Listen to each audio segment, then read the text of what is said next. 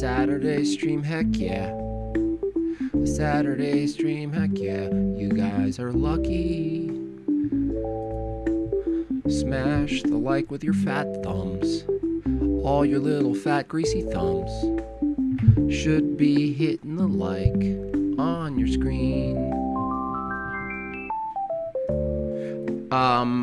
Happy Saturday, y'all. I thought I'd do a surprise stream because all this hot stuff going on. Yes, officially, Candy Owens.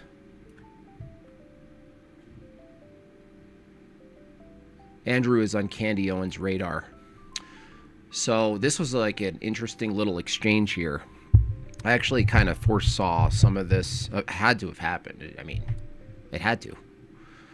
So what happened is, obviously, Andrew went on Joe Rogan, made the case for debating all of these people who are doing the counter, a variation of counter alternatives to the official story, as we would put, in the most strictest sense, Fed slop narrative, and then there's the alternative narratives. Those are the two polarizing sections, you know, the outer section of it, and then everything's in between. And so, and because of this, probably I wonder if I wanted to bait Candy Owens into a debate, I would, if I had the access to Joe Rogan, that's probably the best way to get her. And if that was the case, now it could have been just like, you know, it could have just worked well with the scheduling. But it definitely got her attention. And so now she has to basically engage to some extent. So this was interesting. I'm going to watch her cover it a little bit here. And she gets into her stipulations. She has like a list of bullet points that she needs to be the case to debate him. And I'll tell you what I think about all of that as well. So, but this is just wild. Like, you know, a debate that happens that is like, you know, upwards to $1 million of raised funds for a debate. You know, this is like not equivalent. Obviously, it's way lower on the totem pole than like a Tyson fight or something like this. Obviously, but it's the same phenomenon. It's an interesting phenomenon that we see here. And honestly, I'll just say out the gates, I don't think this will happen because I think Candace Owens is going. I believe that Candace Owens specifically makes it with her reasons and her stipulations, purposely makes it so it can't happen. That's what I think. I think she makes it so it can't happen. And I'll tell you which one. And I actually think that she's actually baiting Tapusa. Like I don't think she really wants to deal with Andrew. I think she's trying to bait any of the Tapusa people out to do this one-on-one, I think. That's what I think.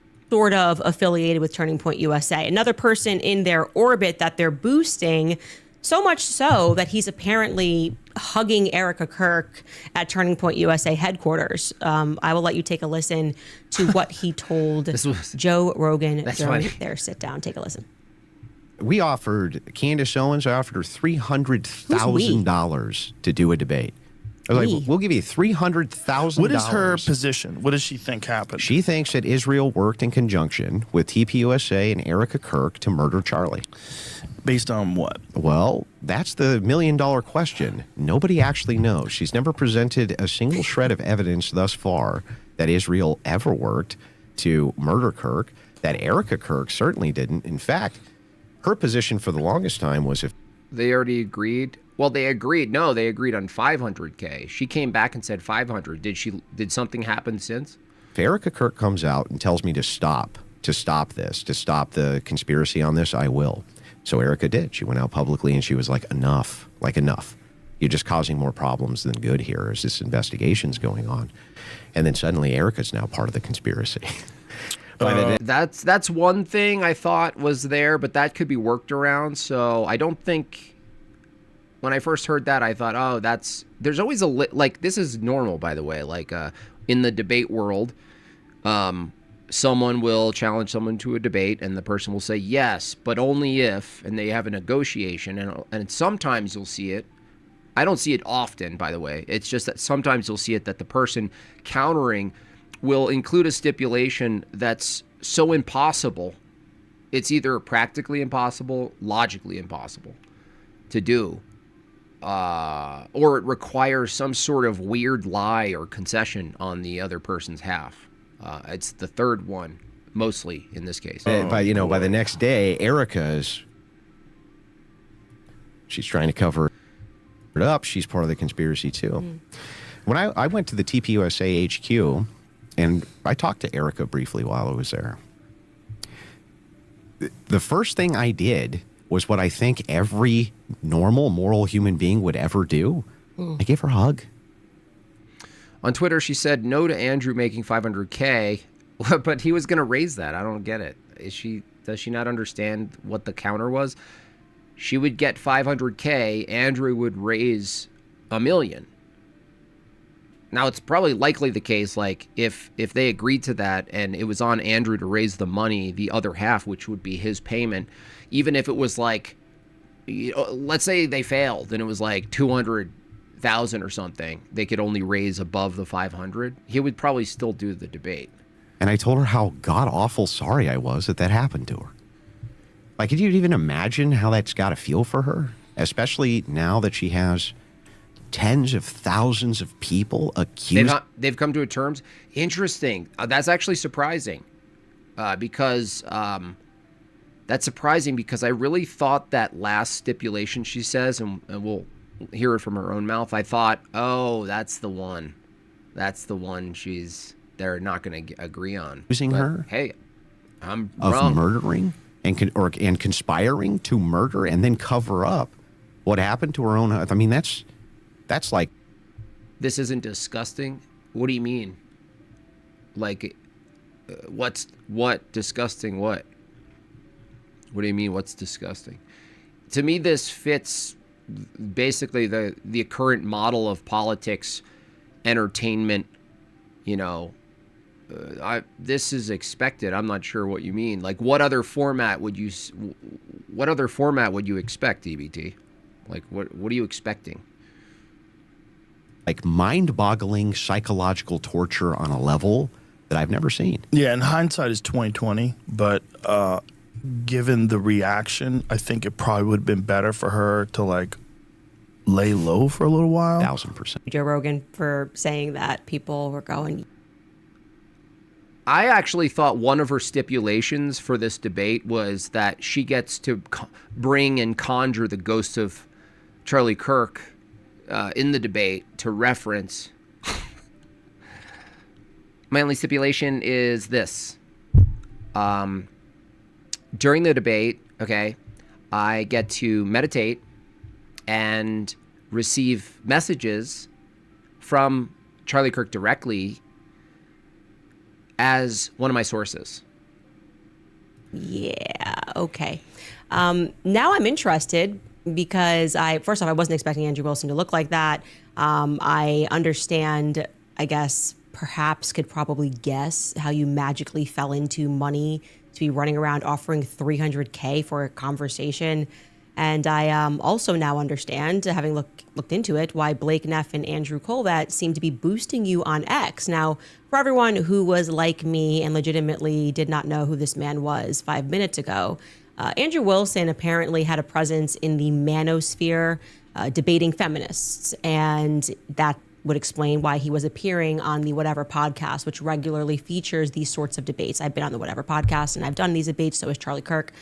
But now, of course, for, I guess, either the right price or a chance at staying or being in the limelight, he's willing to sort of flip his position and kind of present himself as a feminist right there, tasked with defending Erica Kirk taking... What? That doesn't. over her late That actually doesn't follow. husband's company, a $250 million organization, while the kids are back home with no parents as she travels the country. Now, he's sympathetic to those positions. Now, Andrew Wilson looks to be about 50 years old. That's the best that I could do in terms of finding his age. Another point that I really was surprised by, because again, I thought this was like someone younger coming through the ranks. Worry not, though, because when he debates, he's always drinking a beer.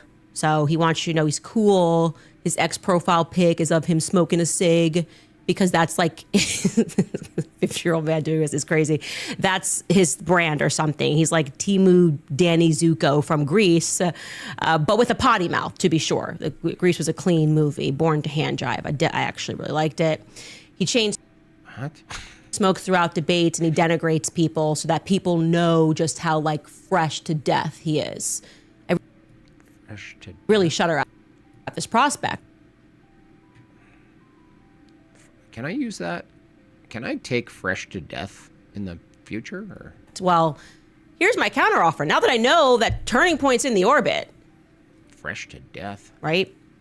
Andrew Wilson currently trending on X, by the way, for having lied to Joe Rogan throughout this entire interview. This obviously backfired. The comments are amazing, making fun of him, and at nobody buying the Erica Kirk slop, the Christian slop, trying to emote to make us feel like anything that's happened since Charlie Kirk's assassination makes sense, or that we should feel bad for caring and investigating. Fresh to death coin? But anyway, Fresh in death? The podcast? he's trending because he similarly in this discussion with Joe Rogan lied in relation not just to me, but tried to like pretend that I'm somehow tangential to the leftist Un-F America tour. I've never so much as spoken to them, but then he also lied about them. He's accusing them of like laundering money and doing this on. Well, let's say that's a conspiracy theory. At least now you have two up against each other. Now it's like, prime time, if that's the case.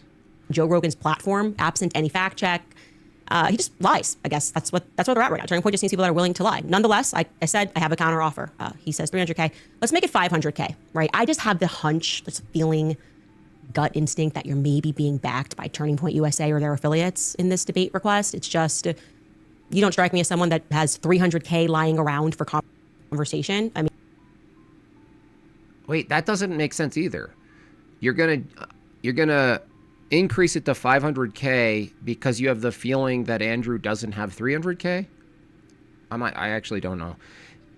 If you have the feeling that he has other people's pockets, at least you're saying, that would make sense.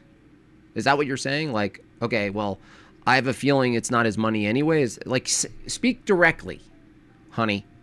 Are you saying, hey, I have a feeling Andrew doesn't have 300K lying around, and I think it's other people's pockets, and those are deep pockets, I think. So I'm gonna just go for the gold. Is that what she's saying? She makes it very unclear. not I would just say that if I were you. with that smoking habit in today's economy, right? And given the fact that Turning Point USA has raised $40 million in one night off of Charlie's blood, literally encasing his bloody microphone at a fundraiser event so that his grieving widow could be captured by the camera standing next to it, I think 500K feels more appropriate. They want to invest in you. You're their guy. Tell them that's what it costs. I see. She's trying to help him. Okay, so she has it that Andrew has unlimited funding to do this, and that Tapusa will cover the bill, and so she's actually... Okay, I got it. Okay, so she's like, I want more, basically. That's 500K between old friends, right? Also, my second counter offer position point that I'd like you to meet is I'm 7 months pregnant. So if you fancy a debate face to face, you're going to have to travel to me. It's common decency. No time limit in the debates. Don't worry. It will be live. We will bring up any documents or evidence that you mention as a part of this case. We have a team, so you can send links live. We are happy to. And like I said before, I get to ask Charlie the ghost any questions I want. And there's a Ouija board also. To pause and allow you to search for any evidence that you reference. Someone should beat everybody to the punch with this and animate Candy Owens before she answers a question from Andrew. She has it's like a custom Ouija board, like a right-wing Ouija board. And she's just like, 1 second. If the team can't find it for some reason, no tricks, as long as you want. Like I said, live, so anybody could see if we were trying to play tricks. As a 2A point here, you're not going to be chain smoking around me, tough guy, okay? So you're just going to have to bring yourself and leave your cigs at home.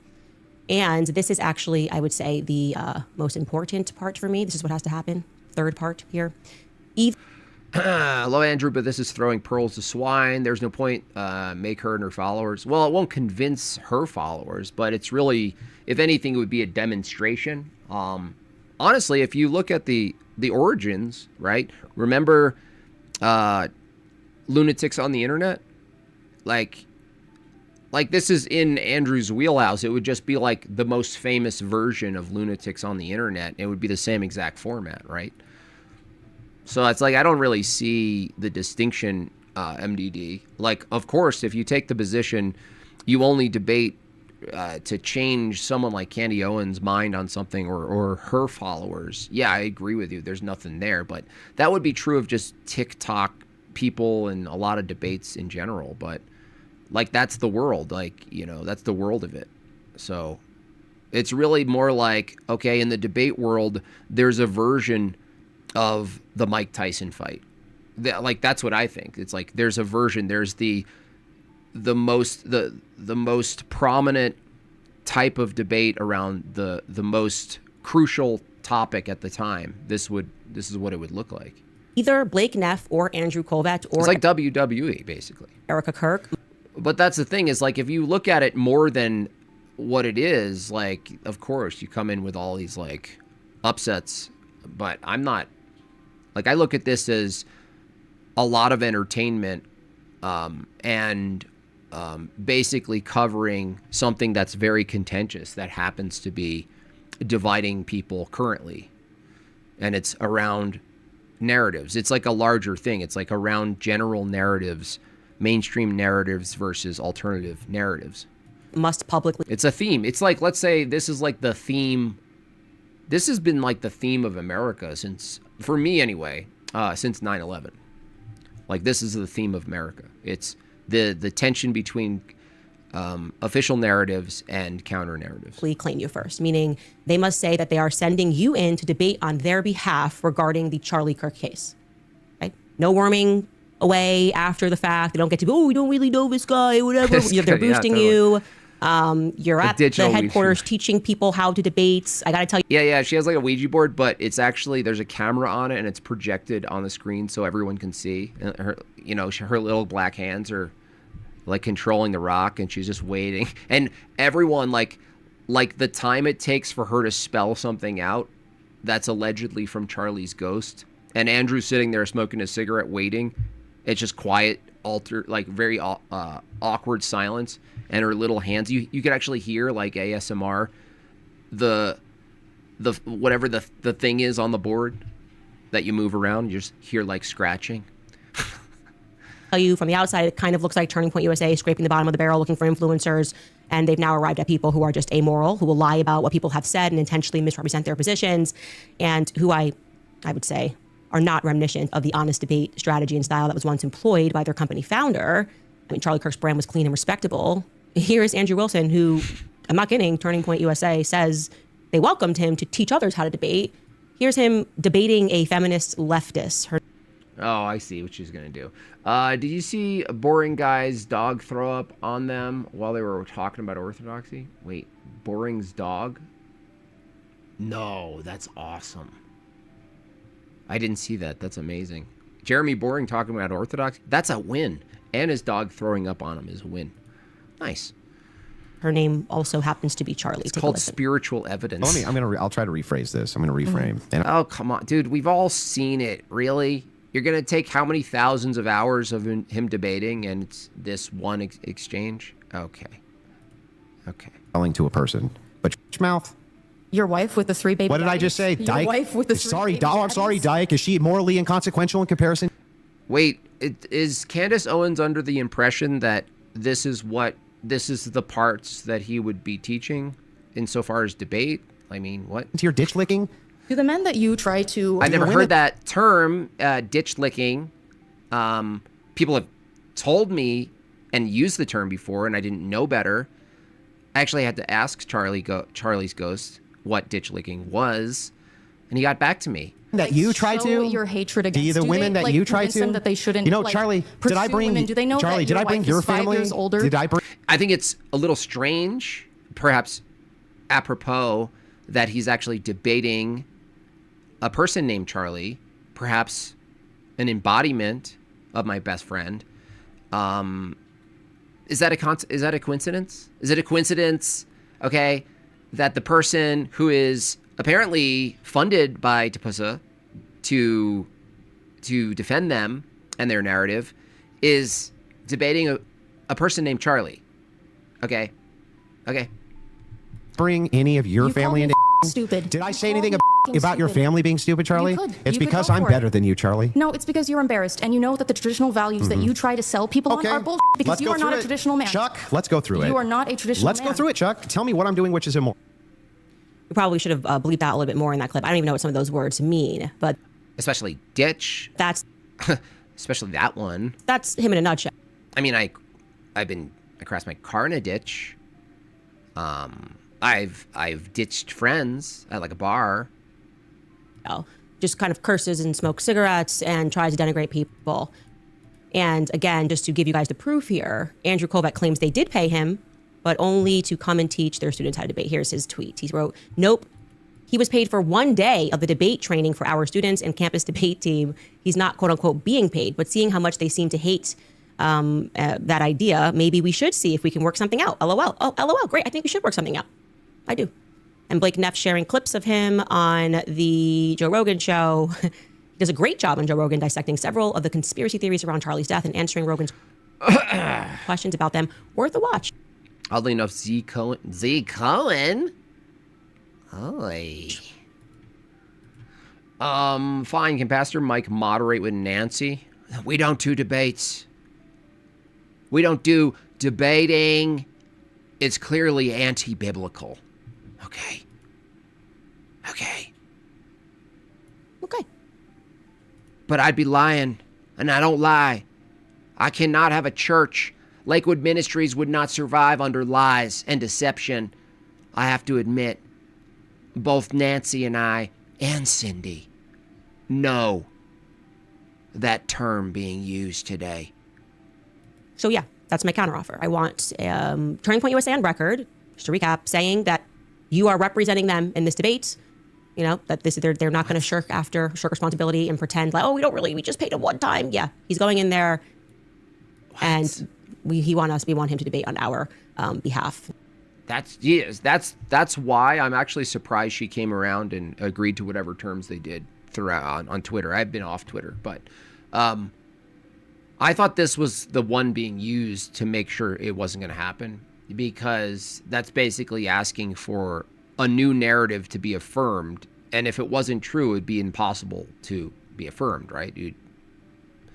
And then I didn't know what she actually meant. Did she mean this is our guy and we hired him to debate on behalf of our narrative, or does she mean that they are okay saying that Andrew speaks for them? You know, there's two smuggled in there. You will also have to come to me to another point 2A. Obviously, you will not be chain smoking around me. And $500K, because they can afford it. We'll leave it at that. Those are my counter terms. Now, back to what I actually think about this case. It's just always going to be a running joke. Candace never. Okay, so you guys are saying since then I didn't grab it all. I just thought this little back and forth was interesting. So they went back down to $300K for her. Is that true? Is that what it is? She'll accept $300K, but then what about that last part? Did she just give up on the?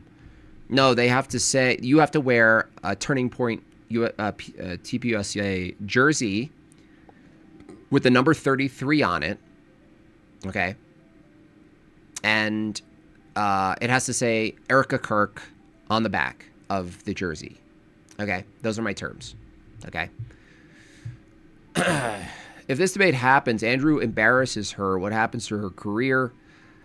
I honestly think nothing, because she's really at the point where, I mean, those wine moms chasing murder mystery stuff all day.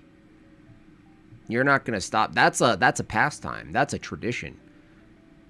Like, you can destroy her in the debate and make her look silly or whatever. You know, empty bags, no evidence of anything. Like, fine, but like, you can't actually destroy what's already been built insofar as her support. You know, it's a certain culture. You know what I mean? Her culture is bigger than her at this point, so that's not going to happen. Never has any evidence. I just find that to be amazing. It's just no one has presented more evidence. Not even the prosecution has presented more evidence than the Candace show. But we'll just keep doing what we casual. Yeah, that's fair. There might be I don't know. How do we put a percent on it, right? Like, some people say half of her chat, which, by the way, any given stream between 54,000 and 98,000. At first it was 200, upward to 300,000 people watching live. And so, yeah, maybe there's like a chunk that's just sort of like casual in between, low-cal, right? Low-cal viewers, hate watchers. That all exists. I just don't know how to parse out all those numbers. But as far as the group that's dedicated to her, like, I'm going to ride or die Candy Owens, they're not moving. I don't think they're moving. Yeah, at all. We do. Now, I have been very clear from the beginning that on the basis of evidence presented, I do not believe that Charlie Kirk was killed by a lone gunman. I do not believe that any weapon was fired from Low C rooftop. I find the most compelling theory on the basis of what I observe with my eyes, the odd trajectory of his shirt, which is the first to move. Okay, so she just goes on with this, right? Okay, yeah. All right, well, I'm not caught up, obviously. Some of you have more information because I haven't been watching the exchanges on X, but apparently it looks like this might happen for less money. And then Andrew mentioned that he suggested that Michael Knowles is the moderator. Now, I've seen Michael Knowles debate. He seems to be up to par with debating, and I've seen him moderate as well. I think that would probably work and be probably the best if you wanted, like, especially if you wanted added viewers. I guess the only thing with that is it's such like a divisive topic that if someone, you know, like, you can't really control this, but like on a very divisive topic,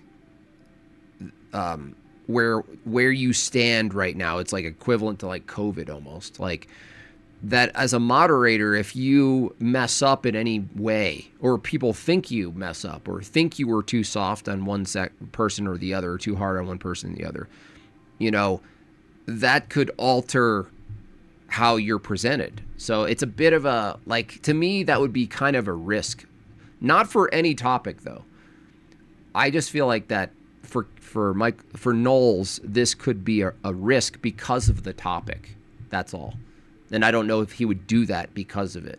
Because you're representing sort of like also like a company and like, I don't know, whatever else is going on there, interest. Also, it's like, I don't think Michael Knowles is going to do it unless his stipulation is, he'd be like, you know what? I don't even want $25,000. But I want one moment where I can sing and dance and with a cane around. I just want to sing a show tune to you.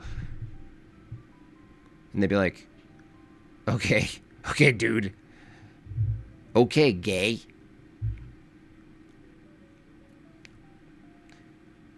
Oh, you want me to moderate this? Wow, this is a big deal. Can I sing? Throws that. Can I wear a top hat?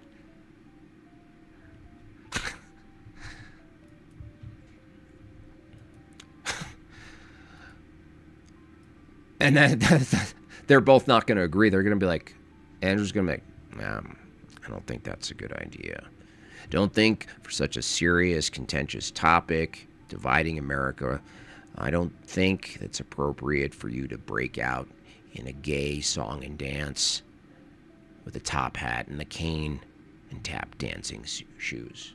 Don't think it's a good idea. Love you, Michael. Don't really know you. Always respected your work. Never had any problems. You start singing and dancing like a pansy, like a poofta. don't think that's going to be good. Theo Vaughn. Yeah, just do Theo Vaughn. He's like, I don't know what that means, man. I kind of want a plum right now. I don't know. By the way, Column Rock, you seem to be following a bit more than me. Did they say okay to... Did Michael Knowles come back and say okay? Ben Shapiro? That would be too biased against... I bet Ben Shapiro hates both of them. It's gonna be some interesting goy slop. So what was it? Oh, she's demanding to go to her little cave, her mansion cave. I think that's fair to say no to that. I mean, sometimes you don't have a choice. It's actually an interesting little battle because you think Candace Owens is filthy rich, doesn't actually need any money. And in comparison, I wouldn't say Andrew's like rich, right? Andrew does well for himself, but it's like, I'm wondering who has the leverage here, because it's not money isn't the leverage here. It's like something else is the leverage. It's like the ability to convey a summary of reality. That's what's at stake here. It's not money, And so I think Andrew has the leverage. So you'd think, well, who is he? Who is this guy? He just got launched in the last 2 years or so into this level of notoriety. Candy Owens been around, chocolatey canning, pudding, popsicle. She's hit every stage. But then you're like, well, actually, I don't know. I don't know if she has the leverage. I think she's in the corner and he's more of the interrogator than anything. So it's a strange dynamic, because most of the time the leverage is notoriety plus money plus influence plus associates and things like that. And then you don't be like, oh, you don't get to tell me where it is. I'm Candy Owens. But this somehow offsets it a little bit. I don't know why exactly.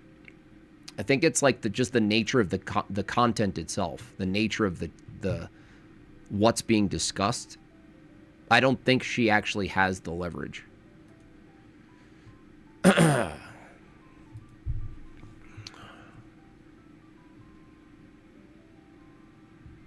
Oh, yeah, you're talking about Owen? Yeah, he's irrelevant. I mean, that guy's going to keep clamoring, Rachel. I mean, he's desperate. Like, this is his jam. Candy Owens, reposted some stupid thing of him putting a rifle in his pants. He's just like, I can get in on this, but it's pretty pathetic to watch. It's really stupid. Anyway, did anyone say whether Michael Knowles? I just assume no. Like, I look at him as like a sort of a more of a careful person. It's a bit risky. Not actually risky, but like it's like optically risky. Because not like moderators. You think moderating is just easy? You just sit there. No, you're really responsible as a moderator. You have to make a choice, and you have to use discretion of when to cut off a pathway of argumentation and have a good reason for it. You have to be trusted of when to interrupt.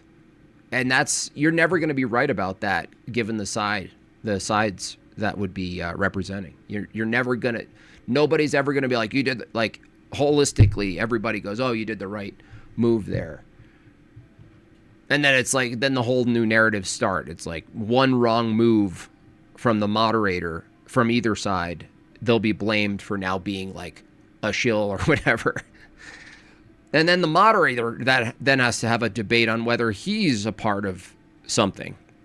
The follow-up debate is Michael Knowles flubs exchange in massive debate about Charlie Kirk. A new debate. Does Michael Knowles work for the What? The crew? Does Michael Knowles work for Rachel Wilson? Said he would think about it and ask people to comment their opinions. Yeah. Yeah. I'm actually pretty pumped about that. Before, Chad Jackson has been on my channel a couple times. Shout out to Mixed Bag Panel, OG. I've always had him like to the side going, oh, like this guy, he should be on Crowder talking about MLK. It's got to be the right timing, I guess. I kind of feel bad because Chad Jackson did all that work doing a great volume on Martin Luther King Jr., but in today's attention economy, like, you could invest in all this stuff and make something beautiful and amazing that should hit hard. And if one little thing happens adjacent, parallel to it in the timeline, that's just how it works. I think that kind of happened a little bit. So I'm glad that he's going to get some time. Now, the next phase, obviously, Rachel is converting him. He said we'd think about it. Okay, yeah. That kind of makes sense. I mean, who's second, though? Like, who is the next person down? It would be funny if it was Ben Shapiro. I'll do it. I mean, I'm really suffering here. I mean, look at the last couple of live streams or videos I've done. I mean, there's a little jerk face named made by Jim Bob who has more views than me on some of his videos. It's like, I need this, guys. Look, Candy, we've had our differences.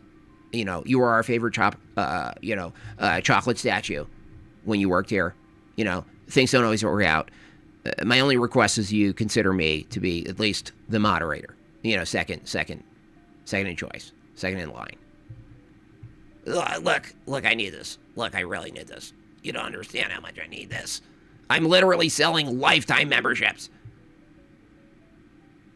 We're desperate. I mean, Daily Wire is failing so hard. We are literally designing like pool floaties right now. For the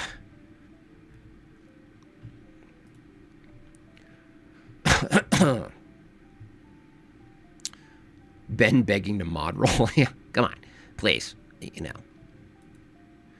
please, pretty please. You got to start muting the women in the chat. How much to start doing that? Well, ironically, some of my mods are women, so it would be women muting women.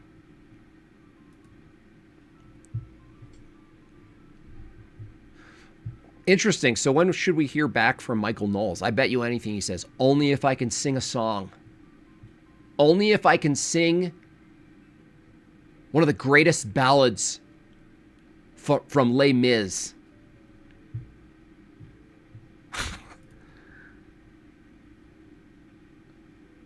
I have one stipulation. Send in the clowns. I have one stipulation. There is a halftime show for this debate. I will forfeit the $25,000 for the moderation fee as long as I can sing one song. 25,600 minutes. That's from Rent.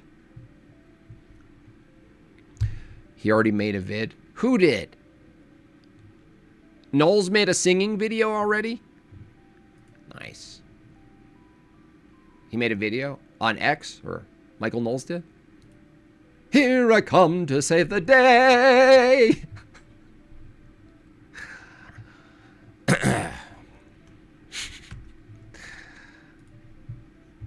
It must be fabulous. If I can be fabulous. Look, I give him some shit. He's likable though. He's likable. I just want to give him a wedgie though. He's likable. He's just a little soft, that's all. Just needs to be kicked in the leg. He never had a dead leg. He only had accidental dead legs. He never had like a brother kneeing you in the leg. You know, that kind of like full scale need to the leg, dead leg. He has one stipulation. He gets to big white teeth smile. Yeah, white teeth smile the entire time.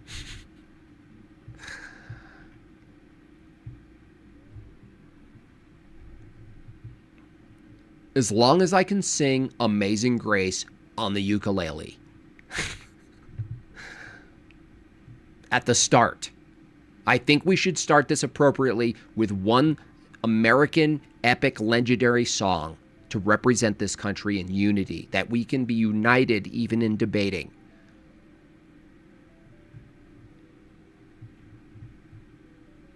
Amazing Grace. Come on, Candy. How sweet the sound. I really love this song. Come on, Andrew. You know how to sing. Likely. Oh, fuck it. I once was. That's right. Get that alto. Get that alto. Oh, you have a beautiful alto voice, Andrew. Don't get too comfortable complimenting me. Making me uncomfortable. I once was lost, okay? But now I'm found, okay? I had a dream. I didn't want to say yes to this. Most of you know that every day Charlie visits me in my dream, even when I wake up, sleepwalk around my backyard. And I told you that I would be thinking about this, and until my best friend would give me a message. And Charlie gave me that message in a dream. He whispered to me in a dream, Smokey Man Bad. And I didn't know the reference, Smokey Man Bad, but I looked it up. And lo and behold, my dreams have been 100% accurate. As one of my biggest fans would say, batting 1,000. And it turns out that Smokey Bad actually did have a meaning. And now, I will be debating him if he takes a trip and locks himself into my little dungeon office that I live stream from, that my husband prays that I escape one day. Yeah, I hate to be a downer too. I hope to be wrong on it. I do. But I don't think so. I really don't think so. I don't think she's... Look, it's one of those things. It's the phenomenon of, like, will inspiring philosophy debate me on whether evolution and Christianity are compatible? I'm a little guy. There's too much to lose. There's too much to lose going up against Andrew on this. Now, I guess it would depend on, like, what the actual prompt is. Like, is it both two positives? You know, is it two positive cases? One, a strict defense of everything said in the official narrative versus something else. The mighty mouse bit. You know, who's on laughed defense? So hard, I poo again. Thank you, thank you, Eugene. And you were singing. I once was lost. It's hard to tell. It's also hard to tell, like, what's open then, you know? What's open in cross-examination? Like, what does she get to cross-examine? Does she cross-examine Andrew and he's a stand-in defense of the evidence against Tyler and loading that up? I mean, he could do that. But what's the alternative? It's like, is it undermining the official narrative plus offering a new narrative that from her view? Because I think ultimately it's like she's said a lot of positive narratives, right? She's said a ton. A lot of positive cases. And a debate is where you actually have to confront them real time while you're talking. Not this, what we do, anything we do, right? We talk, we live stream, we cut up a video, we just do the video, and then that's it. Debating is way different. You say something, someone stops you in your tracks. So, a fake libertarian. I'm not a libertarian. Libertarianism is for homosexuals. Why would you think I was a libertarian? Who are you? What is wrong with you? I want to throw libertarians out of the country forcefully. I actually want to remove them equally as I do progressives. So I'm not libertarian.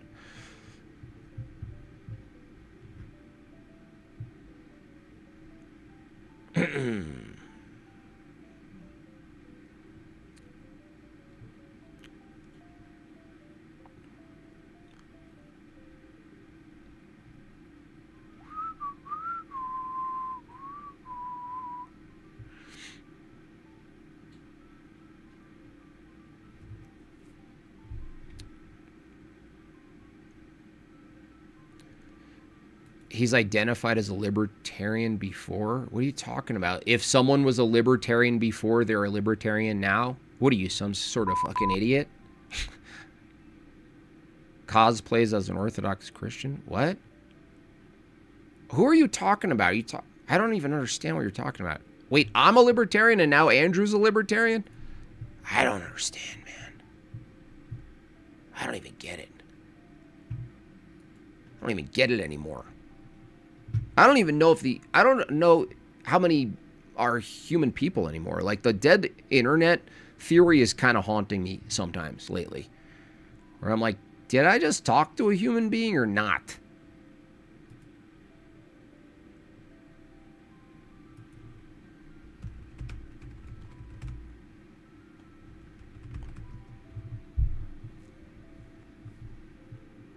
Are they real people? Freedom! Oh, yeah, definitely. Oh, yeah, he's a libertarian. Yeah. Definitely. Pastor Mike, pff, full on. Full on. He is. Of course he is. That's what Christianity's about, sweetie. It's about doing what you want.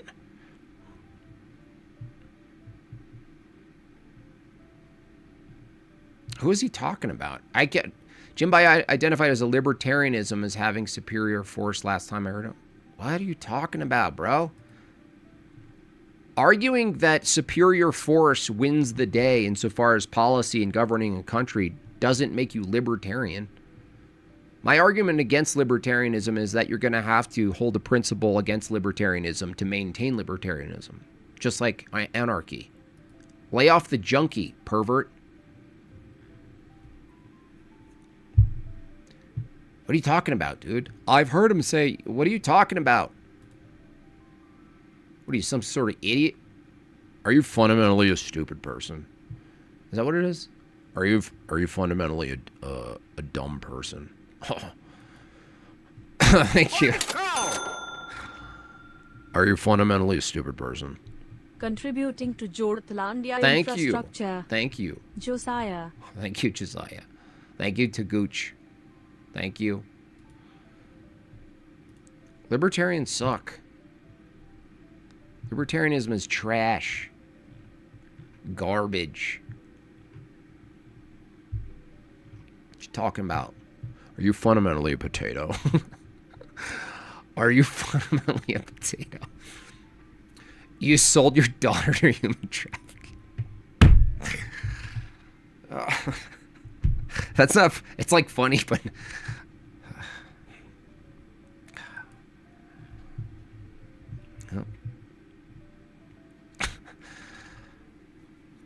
What the hell?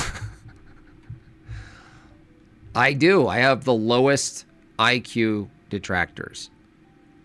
It's like I should be blessed. Like sometimes I thank you God for making my enemy so dumb, but it's painful. I'm like, up it.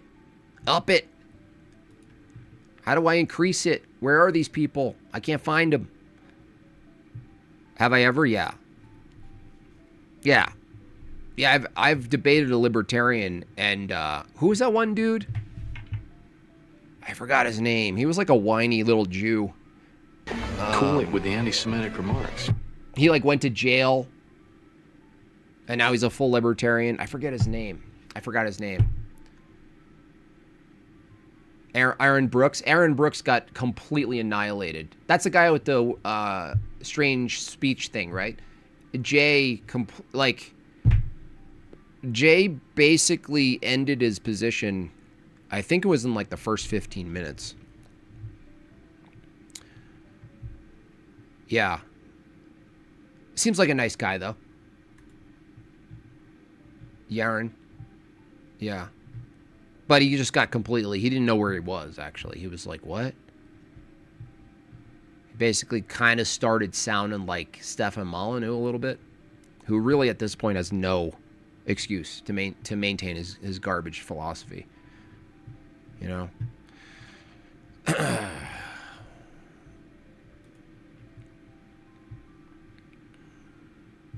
No, not Gnostic Informant. No, who was it? Michael something. Remember? Michael something? Michael Leibowitz or something? Yeah. Absolutely. Yep. Yeah, I even debated Jake early on. It was like more of like it was like a gentle meme debate because he was like a friend of the channel's. But yeah. Yeah, that was like the beginning of the end. I'll take partial. Maybe not whole responsibility for it, but he said so himself. Yeah, libertarianism is a failure. Classical liberalism is a failure. People pretend that like classical liberalism is like, no, I'm not a libertarian necessarily. There's some tendencies, but I'm a classical liberal. And you're like, it all has the same broken entailments, which is individualism. And then you can't keep or maintain a cohesive society around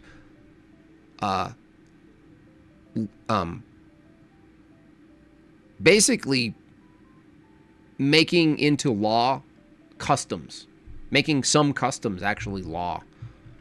I think that's the real argument that's that's very difficult to have, where like you agree generally on certain things if you're at the extremes, but then when it comes to like legal, like what we allow in public, you can't really take a free speech approach when it comes to what we allow in public. Suddenly you have to get real clear on it. And you have to be willing to, what I like to call, orthodose. I still have to design it. Orthodose the street. I love that idea. You know, there's a bunch of pride parades happening. It's disgusting. People's buttholes are out. They're shouting from their little floaties. Sponsored by some sort of AIDS serum. There's kids there seeing it. And you hear a distant rumbling. And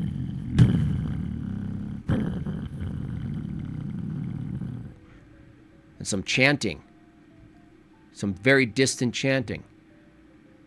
And then around the corner, all the gays turn around because they're used to it. And around the corner, the shovel, the front shovel, the size of 4 lanes. And there's a little bit of a dome peeking behind, you know, the blade. And you can see the Orthodox cross on the top of it. And it's beautiful. What the hell is that? Oh my gosh! Run!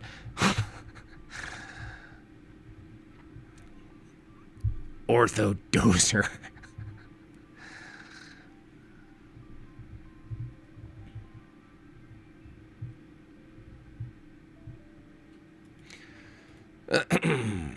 Anyway, any more on that topic? I actually saw a different thing going on, continuing my railing against how stupid evolution is. And this guy,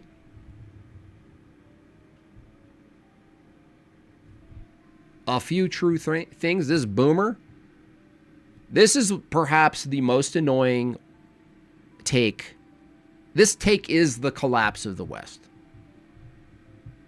This one. This take from this guy is he's the epitome of, I'm a Christian, quote, boomer, and why can't we just have a lot of incompatible views?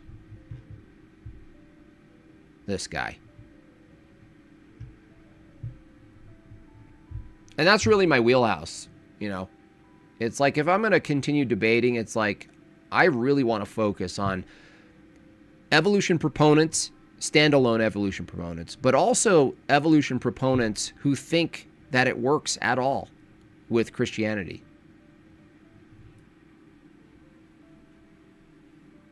Much time on this channel, you probably know two things about me. Okay, I won't finish your sentence. I'm a Christian, and I've spent a large part of my career working in science and engineering. You're a Christian who work for NASA. Okay. And because of that background, I regularly get questions. Uh-oh, here we go. Vagine. To all libertarians, get off this stream. We don't want you here. Free speech is bullcrap. Censorship is based. Bring That's back right. blasphemy laws. That's right. I agree with that, Vagine. From And along with that, Vagine, I don't want any of you people in my country. Christians about evolution, and I see the assumptions people make on both sides. Some hear that I'm a Christian and assume I must reject evolution. Yeah, you would have to. Others hear that I accept much of modern science and assume I must have abandoned Christianity. Well, neither assumption is accurate. Just so you know, there are thoughtful, faithful Christians who reject evolution, and there are thoughtful, faithful Christians who accept it. And this video is not about deciding who the real Christians are. And See, it's just like, it's such a weak position. Like, that should be the top of the list, actually. The top of the list, the top priority should be what is a real Christian? What is the true church? I'm certainly not going to settle. I'm not going to do that. I just will not splinter this community. I will not splinter the community of ape people. Okay? I am not going to cause division and infighting among my fellow Christian ape people who were once fish. Ever. Settle every scientific and theological question about evolution in one 10-minute video. I'm also not here to tell you what conclusion you have to reach. The purpose of this channel is to help us think more carefully, to evaluate claims fairly rather than simply choosing a side. So wherever you land on evolution, here is the question I want to ask. Are the arguments we're using accurate, fair, and supported by evidence? Because if we're going to criticize a scientific theory, we should... It's not a scientific theory, you boomer. How about that, boomer? How about this, boomer? For something to be a scientific theory, boomer, it has to go through the scientific method, boomer. Criticize it for good reasons, not bad ones. Weak arguments do not strengthen Christianity. They damage our credibility. Let's begin with one of the most common misunderstandings. Okay. People often talk like evolution and atheism are basically the same claim. Well, they're not. Evolution is a scientific theory about how populations That's a lie. You're a liar. It's not a scientific theory. of organisms change over generations, diversify, and share common ancestry. Cool. That's already incompatible with Christianity. Atheism is a philosophical position about Ape whether God stronger. exists. Those are two completely different questions. A scientist can accept evolution and still believe in God. Another scientist can accept evolution. No. You can't accept evolution and believe in the Christian conception of man or creation. And reject God. And finding a flaw in some part of evolutionary theory would not automatically prove that God is true.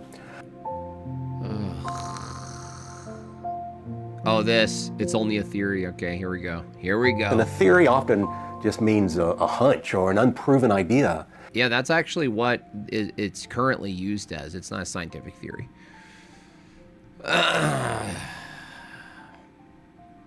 But that's not how the word is normally used in science. A scientific theory is a broad, explanatory framework No, it's not. supported by a substantial body of evidence. No, it's not. Scientific theory is a an explanation, a high likelihood explanation that's derived from an experiment about an observable phenomenon. You boomer. Think germ This dude got injected by so many COVID jibby jabs. theory, atomic theory, plate tectonics, and theories that explain gravity. Calling evolution a scientific theory is not a way of reducing it to a guess. It describes its role in explaining a wide range of observations. No, I hate you. Now, that doesn't mean scientific theories are infallible or beyond revision. Science is always open to new evidence.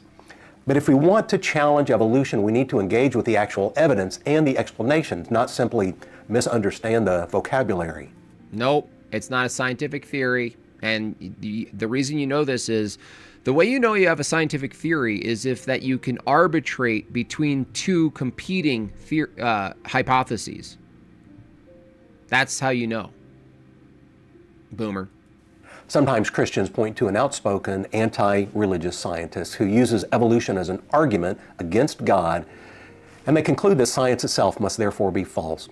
But that's not how evidence works.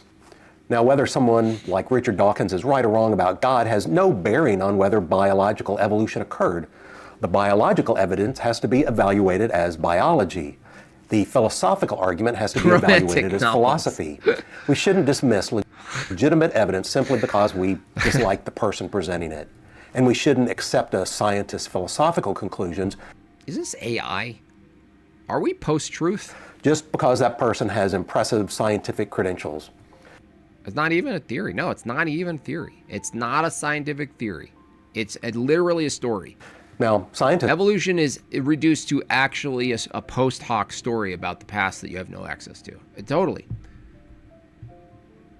Are certainly entitled to make philosophical arguments, but when they do, those arguments have to be explained just as carefully as anyone else's. Another common mistake is assuming that if we discuss... I feel like this is a bit on Sam Hyde or something. Like, this feels parody. This feels like a parody. I'm actually kind of jealous. Discover a natural... I'm jealous that reality has beaten me to the best parodies that I've ever seen. Explanation for something.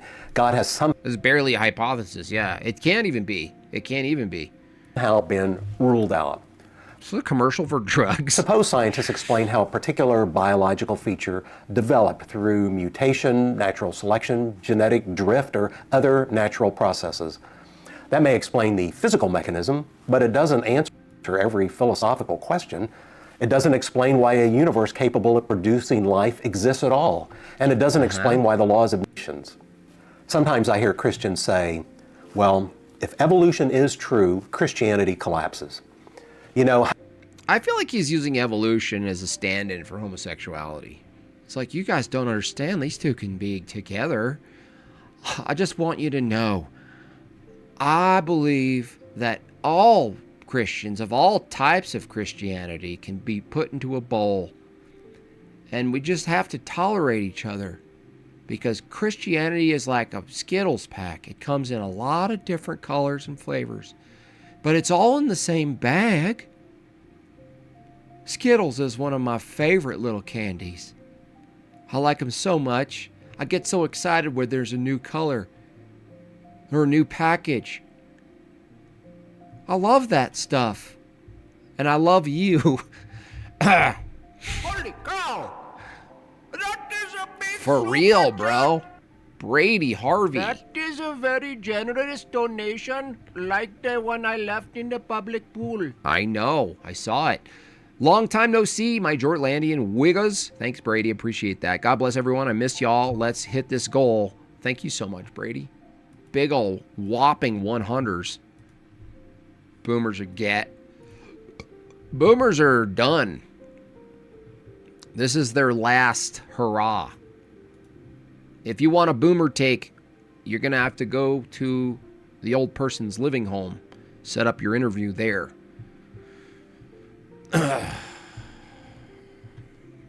He looks like a Werther's guy. He does. He did look like a Werther's guy. Definitely tastes the rainbow. It's bad. I can't tell. Is that a 233,000 subs? What is happening? He must have started when YouTube launched. Wild times on the internet these days. What the hell? What the heck? Wild. I don't want to separate you from your evolutionary dogma. I just want you to know Christ, who took on ape form. Who took on ape form so that you and I could live forever. Well, look, I don't know when we get our new body, if it's going to be in this form or our previous fish form. I don't mind being a fish oriented toward God. You know what I mean?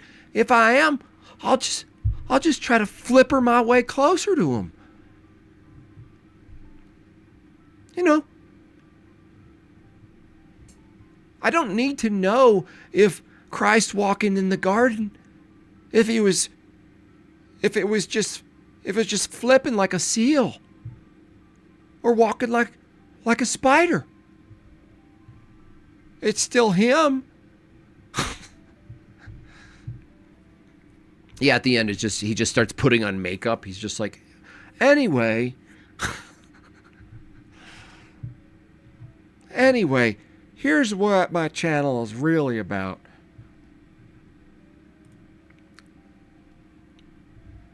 Wild. Pastor Mike, yeah. I should start a Pastor Mike channel that also covers the Charlie Kirk stuff. First generation to actively sabotage your children because they envied their youth. It's weird. There's so much there, too, like the boomer phenomenon. American exceptionalism through the lens of materialism and material worldly feats. We landed on the moon.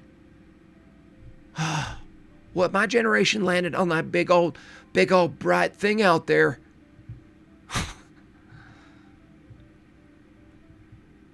You know what I'm saying? We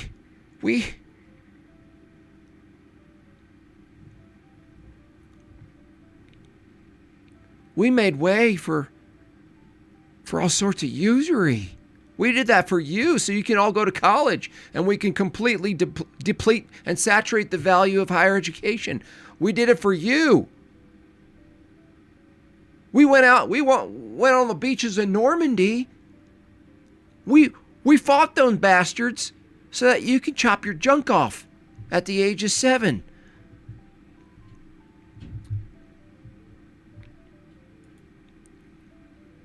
That's true. That's true. It's mostly true.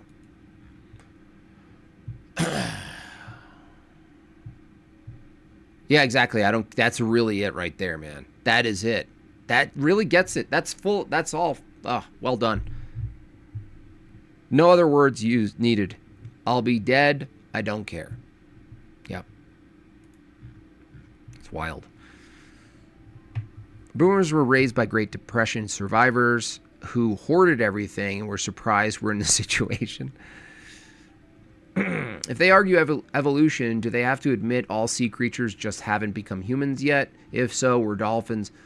Well, they would actually argue that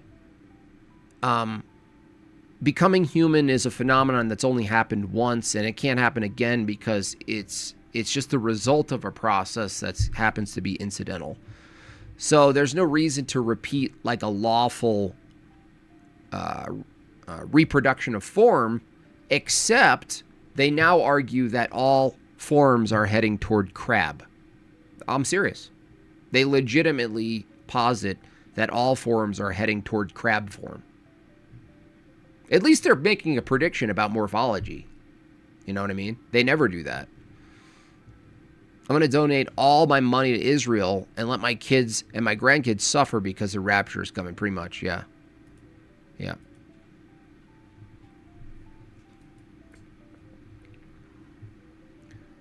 I am a dolphin. I can confirm I am a dolphin. Oh, yeah, look, yeah, see. Of course, Owen Benjamin trying to get in on this.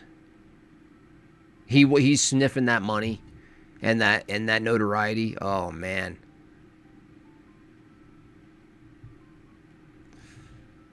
Gosh, it's pathetic. My dad had something similar about his funeral. When I die, I don't care what you do with me. Just kick me out of a moving car. I'll be dead. Right. It's so nihilistic. Terrible.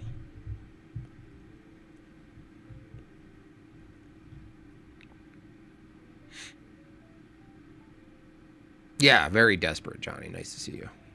I mean, he's just smelling it. Like, he probably thought getting, like, on Tucker, and, you know, not to minimize anybody who gets on some of these larger personalities, podcasts and stuff, because they still have reach and stuff, but it just ain't what it used to be. It just lost its, kind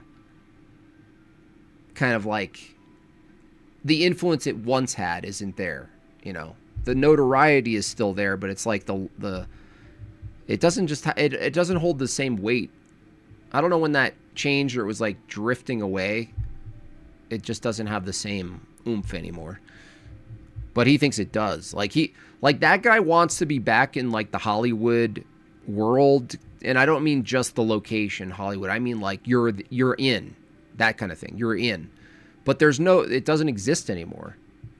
There's nothing to get back to. It's over. That world's gone. It's a different world now. So he thinks there's something there, though. There's nothing there.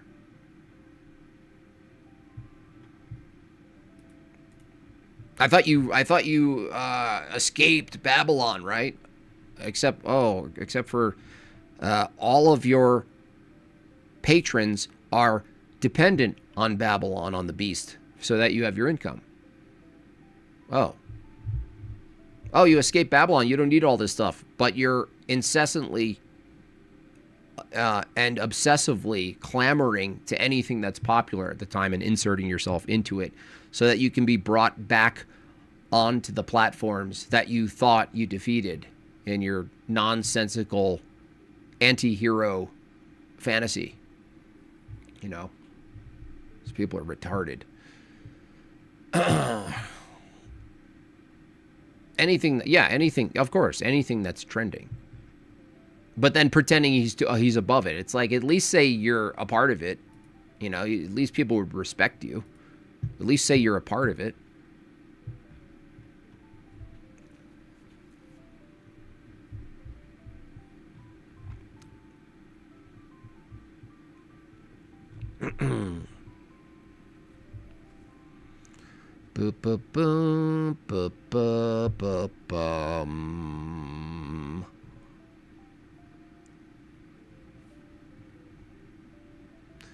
Candace did 9/11.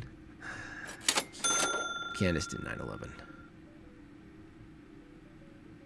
To the mad boomers. Okay, boomer.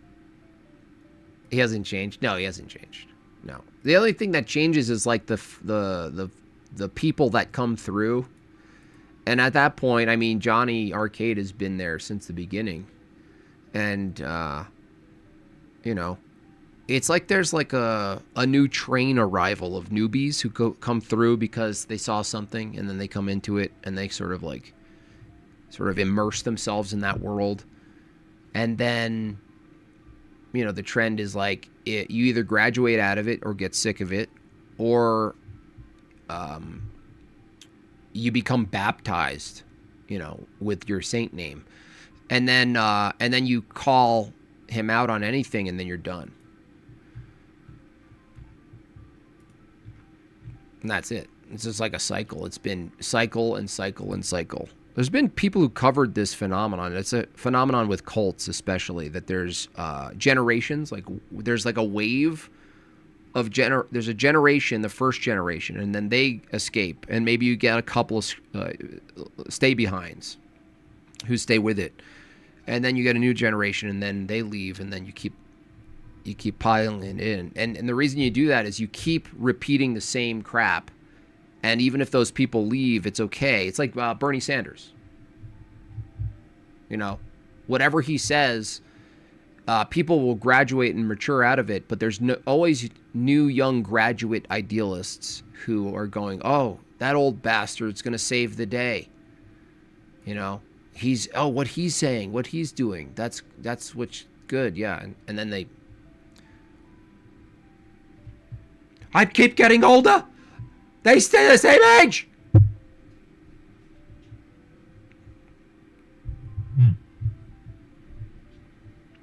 One thing that has been detriment to my job after listening to all these debates is that I find myself struggling to communicate with people who just refuse to acknowledge basic word definition. Yeah, that actually is a side effect of it, where you get flustered. You also might have the tendency to mentally go into debate mode, which is not a good thing. Like, you don't want your interactions out there to be in debate mode. You don't want to be in debate mode with your wife and your friends and your family. So there's definitely two sides of that one, Q-Tard. I've definitely been the person who's like, I'm in reality. I'm in hard reality, not in a debate context, not in this context, or not in a formal setting where I just turn it on and I'm like, okay, well. And then I'm like, oh, you idiot, Jim Bob, you pretentious bastard. What are you doing? You're at a drive-through. Andrew debate candy reminds me of Wes Huff and Billy Carson. At least it stopped Bill's nonsense. I don't know what would happen, actually. If it does happen. I'm still kind of like, I don't hold my breath on this stuff. I don't hold my breath, but I think she holds all the risk, actually. That's what I think.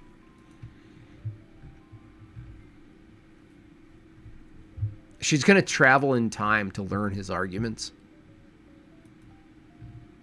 It's going to be if that happened, that would actually be a difficult debate to moderate, I think.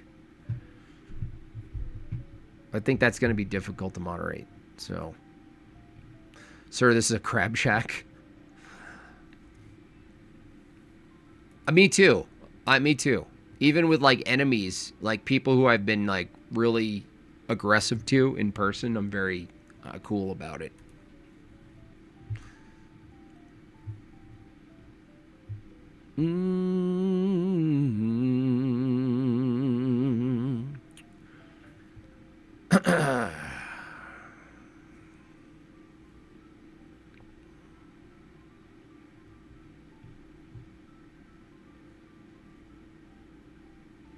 Your bishops are boomers. Some of them are, yeah.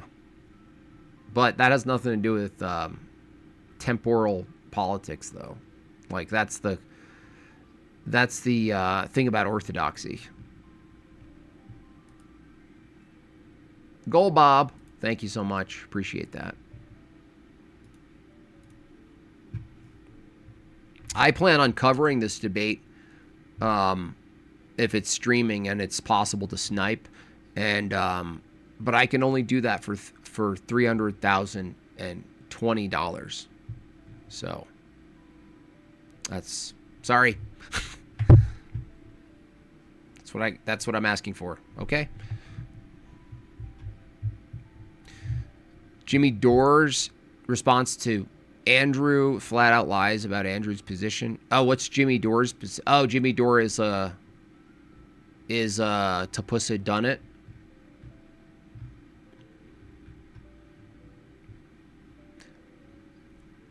I don't follow it that much, honestly. It's one of those things like, it's not a black pill, but it's more like I'm a realist about this stuff, and because I've chased so many conspiracies and came to the conclusion that I'm very right about them. And then I realized, like, the truth of these things almost never come out, and they become almost mascots of eras in time. Like the conspiracy, the thing that happened that's questionable becomes like the mascot of the chapter in life. And it never quite unfolds, you know. It never gets resolved. It's almost, you'd think sometimes a lot of The actual psyop, if there was, would be a demonic psyop selling dissonance, selling the experience of no resolution, no rest, no peace. The opposite of Christianity, by the way. But when you have Christianity, when you have the divine liturgy, when you have the practice, when you have the sacraments, and you have the church, the liturgical view to live your life, you don't really bite so hard on this stuff too much. At least I don't. So, because it's that thing. It's like, you ever watch the news? The news is like, in music language, the news is dissonant. It never resolves. It's like jazz music. Even jazz music resolves more than the news. And you're like, where's the resolve? Where's the resolve? Where's the back to G? Where's the consonants? Where's the harmony? No. None. None. None of that.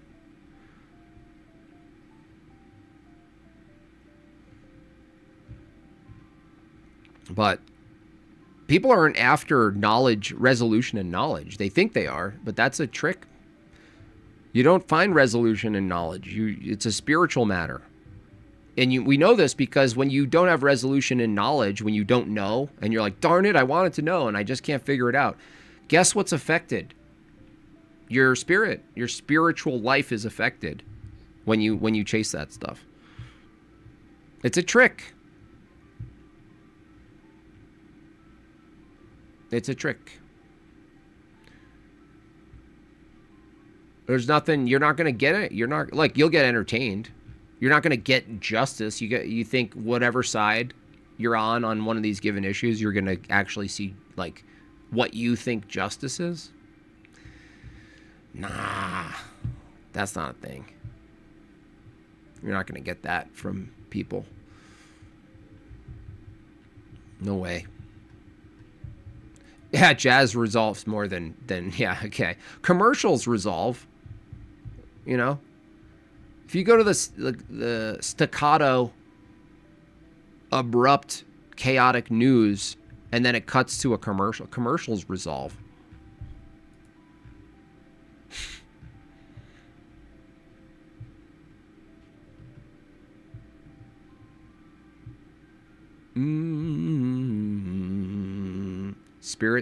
Spiritual life. Guy, what do you think? You think laughing emojis is somehow something?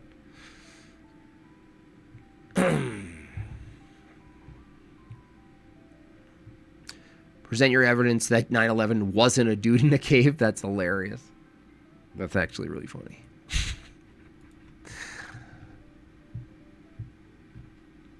Somehow Osama bin Laden somehow placed explosives on every floor on both towers and Building 7 such that they can do a controlled demo.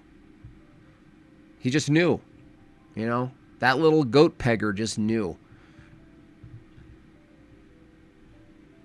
Let's have a music theory. I was thinking, being that I'm continuing my pursuit in iconography, doing a theology of color stream, but it's going to take a bit of learning for me to get the proper language.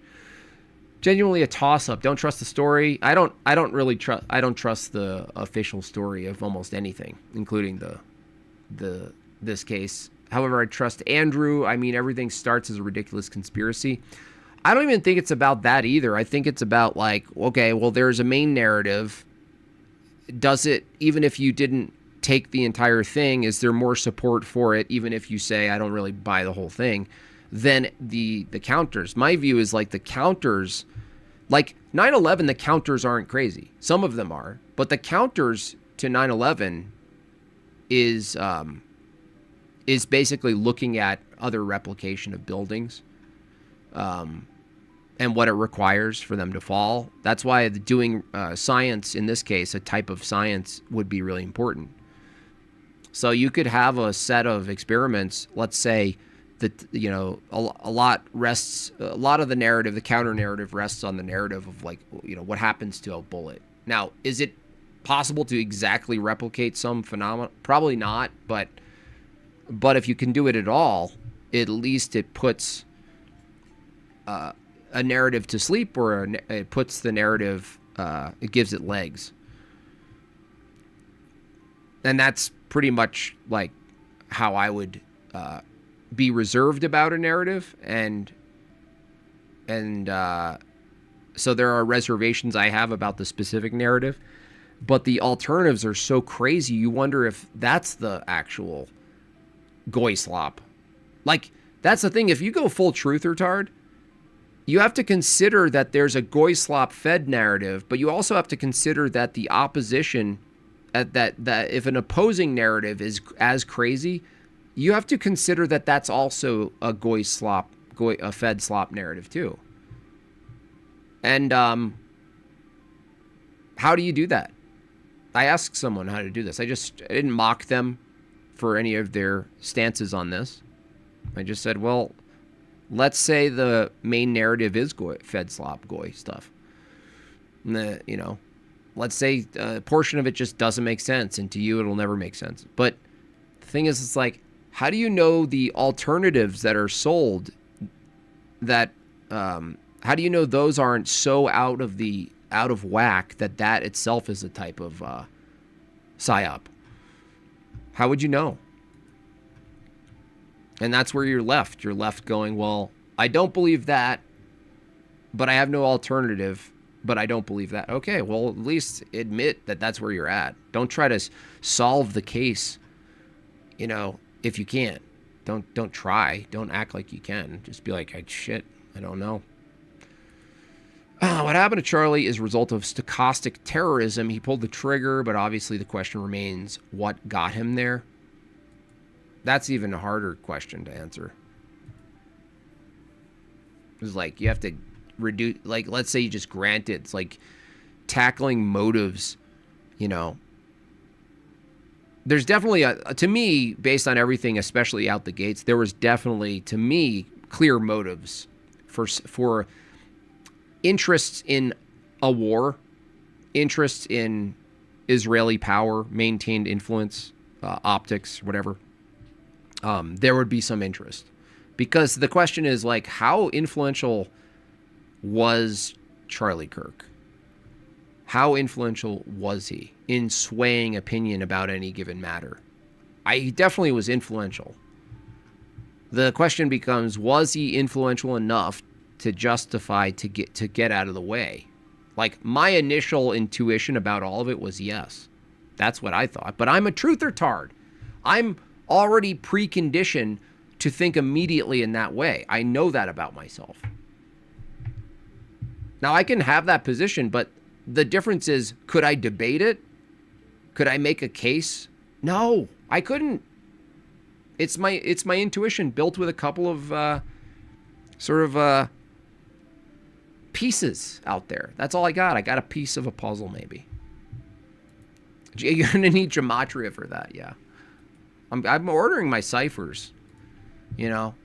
I was looking at all the, speaking of resolve, I was looking at the resolve that Marty Leeds has just in his very being, and I was like, there must be something to it.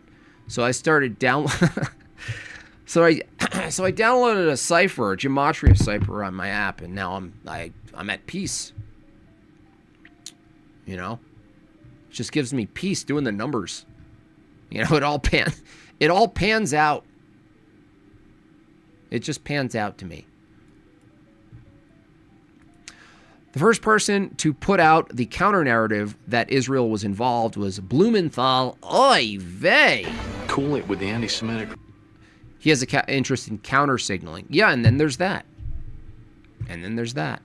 That's the thing. That's why, just like, I can't make a sign and stand outside version of the internet. I can't do that. Well, that's what it is. It's like a protest. It's like the internet has kind of turned into a protest, but instead of everyone has a sign, everyone has a microphone. But they're not like, you know, you could be reasonable in your counters. You could be reasonable about your proposed theories. But then there's how many other people who aren't? And you're in a field of it. You're in a wave of it. You're in a parade. It's like a truther parade. That's like hell to me, a truther parade.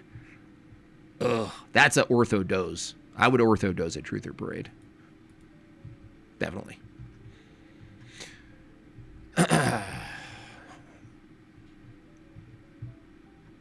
Yeah, that's another piece right there. That's another piece. But that can go either way too. If you like put on your conspirator toward hat, that it's a backfire. Things backfire. But that's true too. Like, is that the best move? I'm trying to think if I was like a psycho, ethnocentric tribe of hook-nosed demons. TOS. Cool it with the Why do I do it? anti-Semitic Well, I just can't do it. You know why? Because I think about how the words come out and I laugh before I say it in my mind.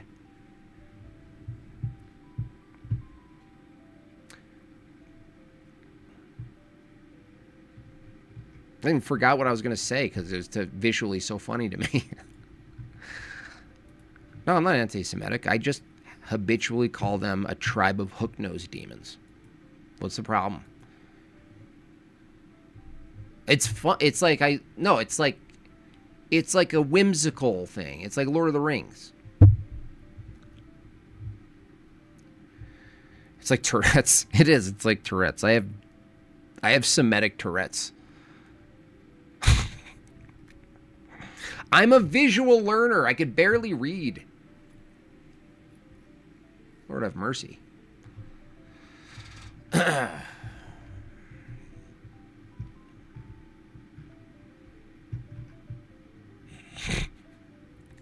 My comedy filters is faster than my TOS. I'm trying to fix it, man. I just can't do it. Oh, yeah, coming from or for? For his person, yeah, his point of view.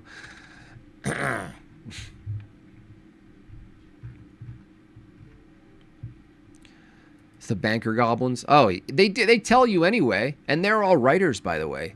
All of the writers in Hollywood are Jewish anyway. They're like, did you hear I had a cameo in Lord of the Rings?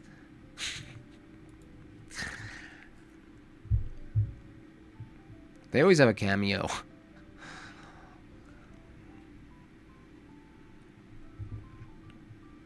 Anyway, there's also the investment, like all of the pent-up aggression and resistance to Zionism, them, the name them, the people, the guys. Cool it with the anti-Semitic remarks. That when something happens, it's like you're extra invested too. Which, how do you separate that out, and how do you know how much to separate out the bias of like, no, I want, like for me, I want it to be the case. Admittedly, I'm biased. I actually wanted it to be the case. It's more appealing to me that it was the case. That it was like some Israeli job or something, you know? The writers are all bankers. Bankers become writers. That's funny. Underwriters become Hollywood writers.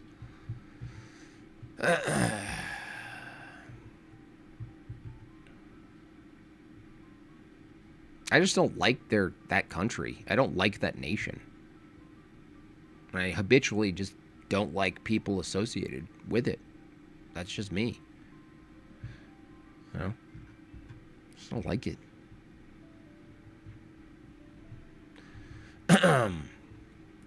But I can't figure everything out. I'm not smart enough.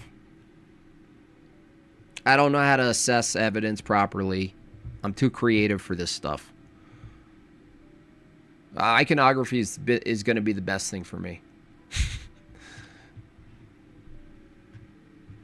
Bankers' kids become writers, yeah. The Mormons, that's what I think. I honestly going to stick to that, K-Ram, so I don't have any evidence. But I think it. I think people are wrong. I think the nameums are wrong. You know, I don't think the official narrative is entirely true. And to me, to make it all make sense is to tie it to Mormons. That's what I think. I'm not going to do that work, though. I'm not going to do it. But I bet it could be done. I bet it can be done by using associative methods. Like Candace Owens does that, right? That's what people do. That's why Retard Bear is so drawn to her, because they all use the same methods, and it turns into sort of gematria level shit, like Zach Hubbard level stuff. It's not as crazy yet. It's not as like wild, but it's the same. It's a similar methodology where it's all connective tissue. You're doing connective tissue work, you know? You're trying to make a form with a bunch of unrelated connective tissue. You ever see that meme of like the idea of communism? It's like the back of a horse being drawn and it's all perfect, and then like the actual, it's like that meme where you really get the sensation where you're connecting things. You connected it, and this number goes with that number, and look, they shared the same name, and they were both at this place and time, and I'm doing the work, and there's strings connected and on the board, and all of these like multicolored, sticky notes everywhere, and you didn't get any sleep, and then you look at what you strung together, and it's a catastrophe. It's like an elephant with a pig. It's like one of your kids draws a raccoon. But you really got the experience that you put it together. Mormons are filthy rich. Well, the thing about Mormons, and I can't actually justify the current existence, but they actually had a sub-category that was very much Zio-friendly. Like really intensely. To the extent where I think I have to do further research. But to the extent where it was like mob level, like threatening, like, dark path of management, let's say. It's a bad X-Files where there's Mormons. I love this idea. I love the idea of like Mormon assassins, Mormon CIA agents. And, Jay has done some work on that part where there's intelligence on that side. I think that's the angle the truthers should have gone. Israel's too obvious at this point. That's why I think it doesn't totally exactly work. It works intuitively right off the bat. But what people don't see, they don't see the Mormons. The location, Mormon associated. The person involved, Mormon associated. I mean, do I have to start my own Candy Owens show? Is that what I have to do? Do I have to try to sleep dream of Charlie? You might have something to this Mormon theory. John Kirikou himself said that the large portion of the CIA is Mormon, and the CIA prefers hiring them because their language of knowledge. Yeah, and you could probably protect someone. If you had enough power, you could probably protect them or leverage some sort of interesting deal with them because the family connections are so big. So if one Mormon does the crazy thing and does the sacrifices himself, but if it meant like the entire family was taken care of, I mean, in a Mormon case, if someone came to me, they were like, oh, do something, your whole family would be taken care of. I'm like, there's only 5 of us. You do that to a Mormon, there's like, and then the promise of celestial, a celestial garden. I think nobody's really talking about this.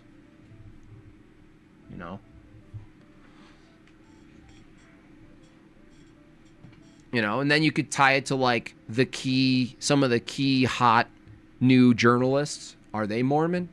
Who's that little guy? Nice kid, Nick something. Isn't he a Mormon?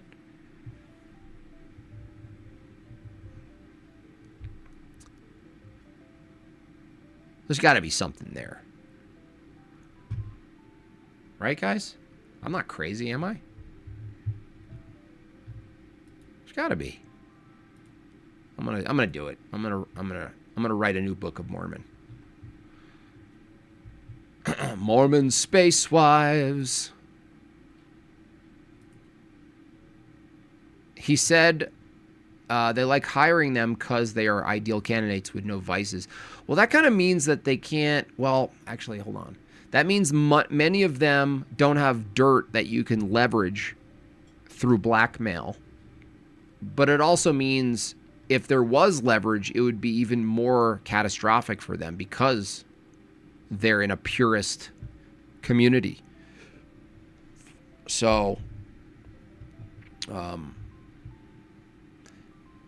you know what would be an interesting psyop? Because obviously Candy Owens is very influenced by the internet.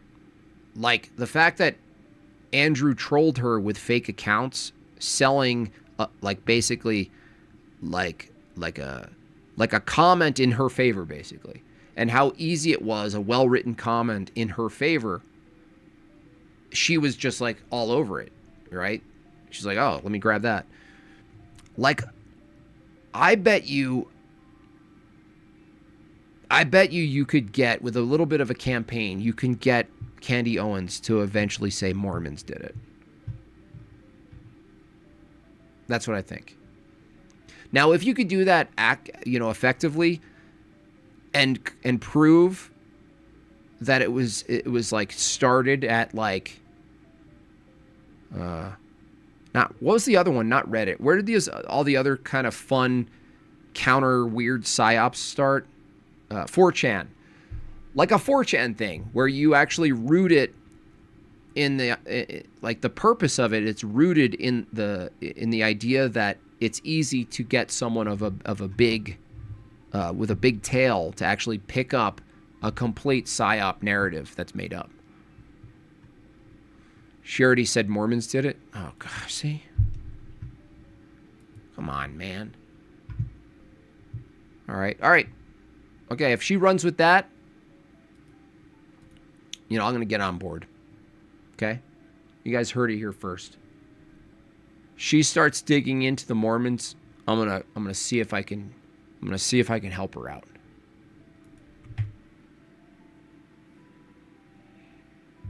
I think it's time traveling Mormons. Time traveling Mormons, what would that be like? You close the door and you say goodbye to them. The 16-year-olds, Jedediah, and whoever else, Nathaniel, and then you open the door again. They're there again.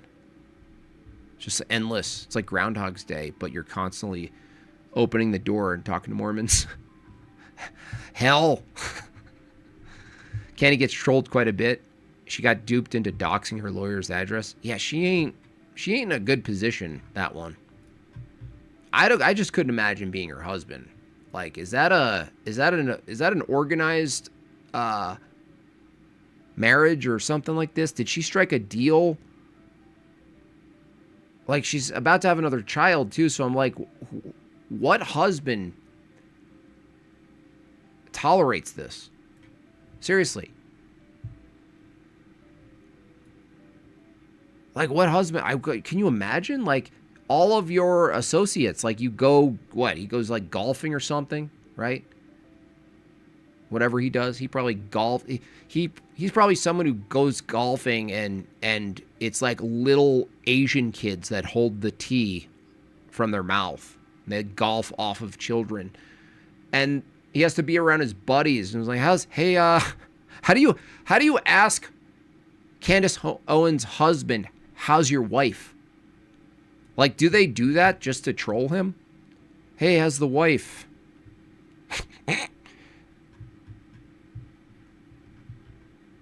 He's like, I told you not to ask that, Jerry. I told you not to ask that, guys. I'm not coming here. I'm not coming to Topgolf with you. So how's the wife? How's she doing down there? Like, how's she doing down there in her studio?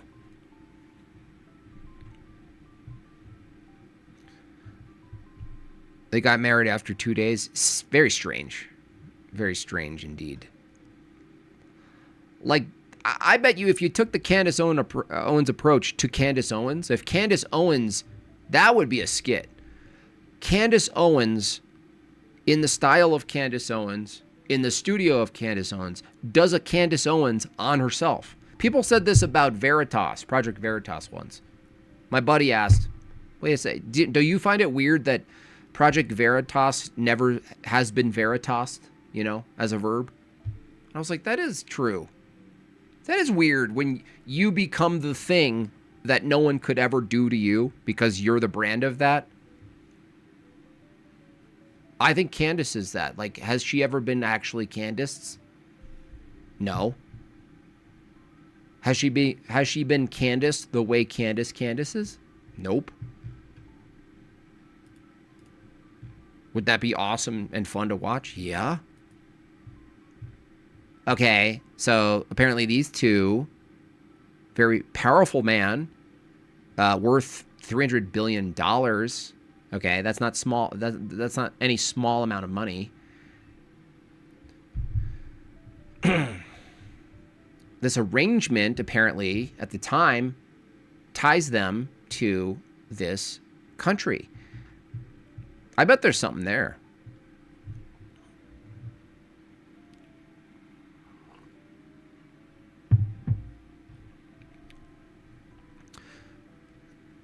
James O'Keefe never lost in court. And he's a real strange one. Talk about someone who's just dying to do a sing-along. He's just dying to do a dance performance every time. I did a meme once years ago when he was at like top of his game. It was knowingly doing counter signaling against Veritas, and it was funny. It was like all of the frames were like super like purpley and like lighting on it, and he's on stage and he's like bending over and looking backwards. He's like, I'm gonna expose everyone. And it's like, why is it every time the guy needs to expose something, he's on a date with a gay guy? James O'Keefe, you're gonna expose this one little NGO, right? Oh, how are you gonna do that? Well, it's funny you should ask. I actually have a date at a really high-end burger joint with Brad, and I'm gonna film it. Like, okay. Do you ever expose someone by not going on a date with them? Veritaser? Rich, you gotta love this guy. He can't stop. He can't miss. Veritaser. I'm not just gonna expose them. I'm gonna do it fabulously.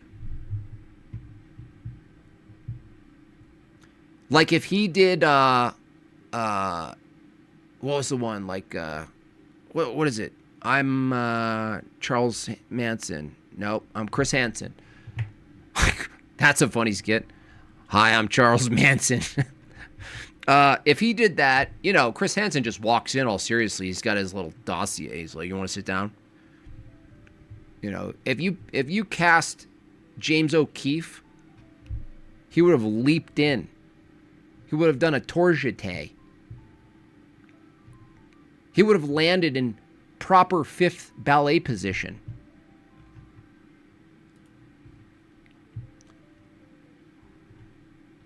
Let's talk about your spin texts. The gays are running. That's what I think. They're running education. They're running Congress. They're running everything. And James O'Keefe is in, like Flynn. And what is he doing now? Liberty raves? It's like, what? He's like, we're going to expose all of the corruption, one rave at a time. Do you want a pacifier? It tastes like lemons. Project Veritas. One step too far. One step too far.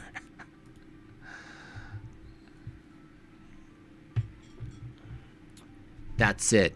I'm going to get the information out of this boy. Even if I have to take him to Broadway. Even if I have to dance it out of him.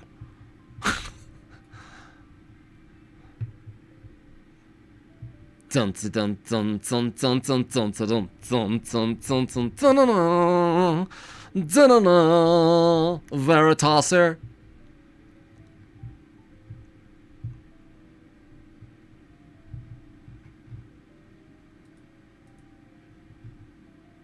You might not want to sing right now, insofar as giving me the information I need.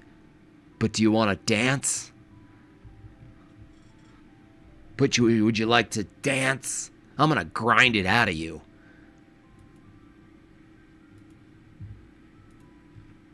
It's like, whatever happened to torturing people? You know, that's how they really used to do it. You don't go on a date with them. You grab them, you put them in a van, you put them in a dark room, you know, you tie them up, and you start burning things into their body. No, we changed things. That's why America's so great. We gave up on these horrible torture techniques that were really effective. Now we use look maxing. Now we just use beauty. Skid idea, Veritasser blows his cover because they got him to a millennial burger joint and he ends up just crashing out over the prices and the names. It's always the same one, man. Interpretive dance to death. He always has like the glasses on. Oh yeah, totally. Yeah, that's actually documented, by the way. Like, I forget what it was. It was like some crazy, I don't know if they did a location. It's hard to verify this because you could read data in all sorts of ways. But it was something like at one of the main GOP events, like the spike in Tinder or something was like, Tinder, or no, Grindr. The spike in Grindr, it was like specifically a gay app.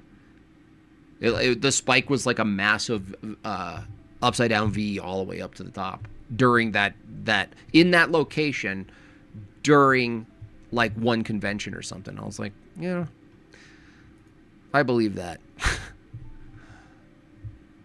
You know, what is seriously, what's the right wing now? It's like, who's your guy? And you're like, Scott Pressler. He's gonna stop degeneracy one hair flip at a time.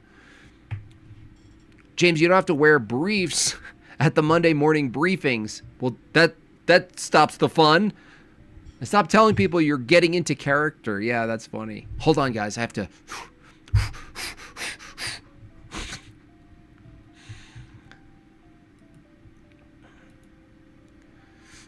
Here's my end of the tax break. Thank you so much, Q-Tard. I don't know if I can make it through the last 40 minutes. No worries.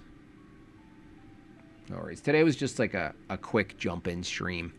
Slam poetry torture. That's actually funny.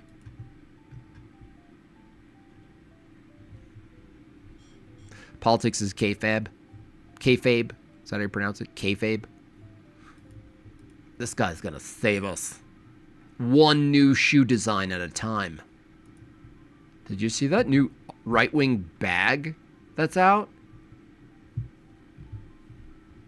It's $500K, and watch Andrew earlier said the Crown Fund. Okay, I'm hearing mixed things now. I don't know if it's 300K, 500K. I don't know.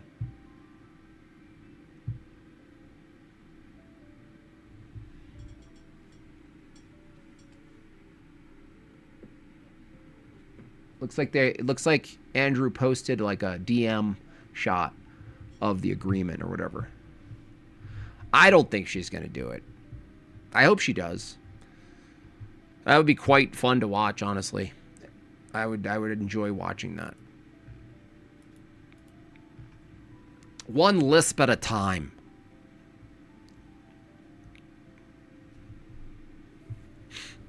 Turns out torture doesn't make people tell the truth. That's actually true. I actually thought that when I said it. I was like, usually just gets them to say anything because they want it to stop. That's true. Fair, Silvar. Candace said she would go with the 300K because she did not want Andrew to raise $1 million. That's why. It's like that doesn't even make sense. Like he could still do that. He could say, "Okay, 300K. I'm gonna raise $1 million." That would be an Andrew thing to do anyway. Like, you know what? I accept it. I accept 300K. Glad you took the original deal. And you know what? I'm gonna fucking do it anyway. I'm gonna do it anyway. I bet she does that. I bet she goes, you know what? We'll do this, and I'm still gonna raise $1 million. And then she'd be like, no, you don't do that. You don't get to do that. Thank you so much. Yeah, I'm waiting for 2 pigments, and I'm waiting for a burnisher. I'm super pumped. It's just sitting there. I already outlined it. It's just sitting there. It's just waiting. Putting together a dresser for my son. He will be here in September. Glory to God, Reed. First son, second child. I was glad to see you were live. Glory to God. That's awesome, dude. How exciting. Wish I started earlier. Yeah, he just gets 700K. Yeah, exactly. Might as well try it. You know? It's so, you know what? Because of the way she talked, she really thought like, okay, Andrew gets to say any number because he has someone else's pockets or something is her assumption. But it's like, well, no, then why would he raise money? Right? He wouldn't need to raise money if that was the case. But obviously he should try. I mean, that would be excellent.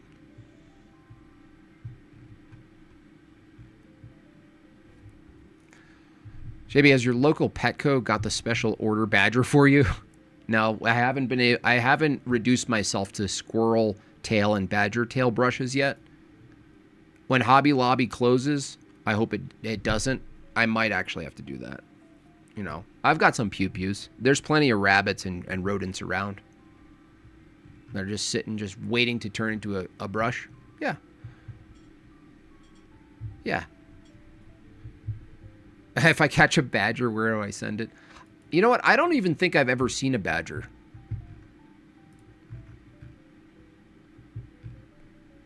I don't think I've ever seen a badger in the wild.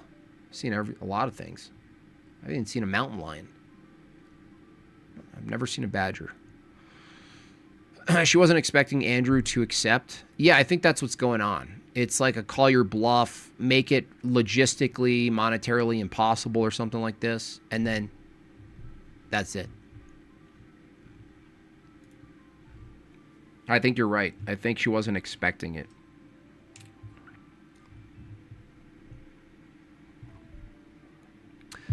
Yeah, I bet that's definitely going to happen, too. She's going to build a Wilson theory. So get ready, Rachel. How long till Rachel's mentioned? I think it's weird they share the same last name. That ties them together.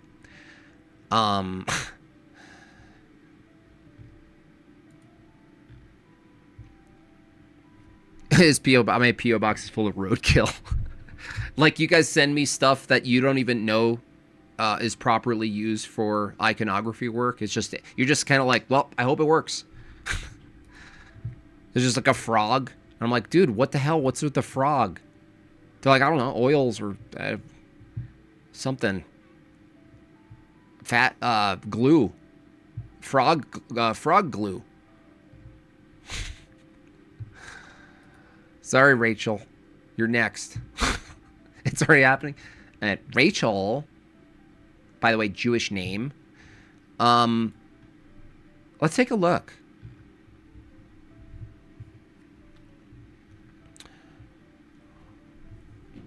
What's your name? What's your name, son? Rachel? Honestly, Rachel and Candace in the same room would be... That's peak right there. That's peak. She will run with the Tree of Logic and the Owen Benjamin. Yeah, you know what would be funny if she had a whole panel of call-in people, and they just went through it. I mean, Owen would just about wear Candace Owens' face at this point to get on with her. Or Charlie Kirk's face, probably. Like, if you let me talk to you, I will send you a signed copy of Charlie Kirk's sock. Dude, let me on. Let me talk to you. Unlimited brushes that I don't know how to put together because they're all different animals.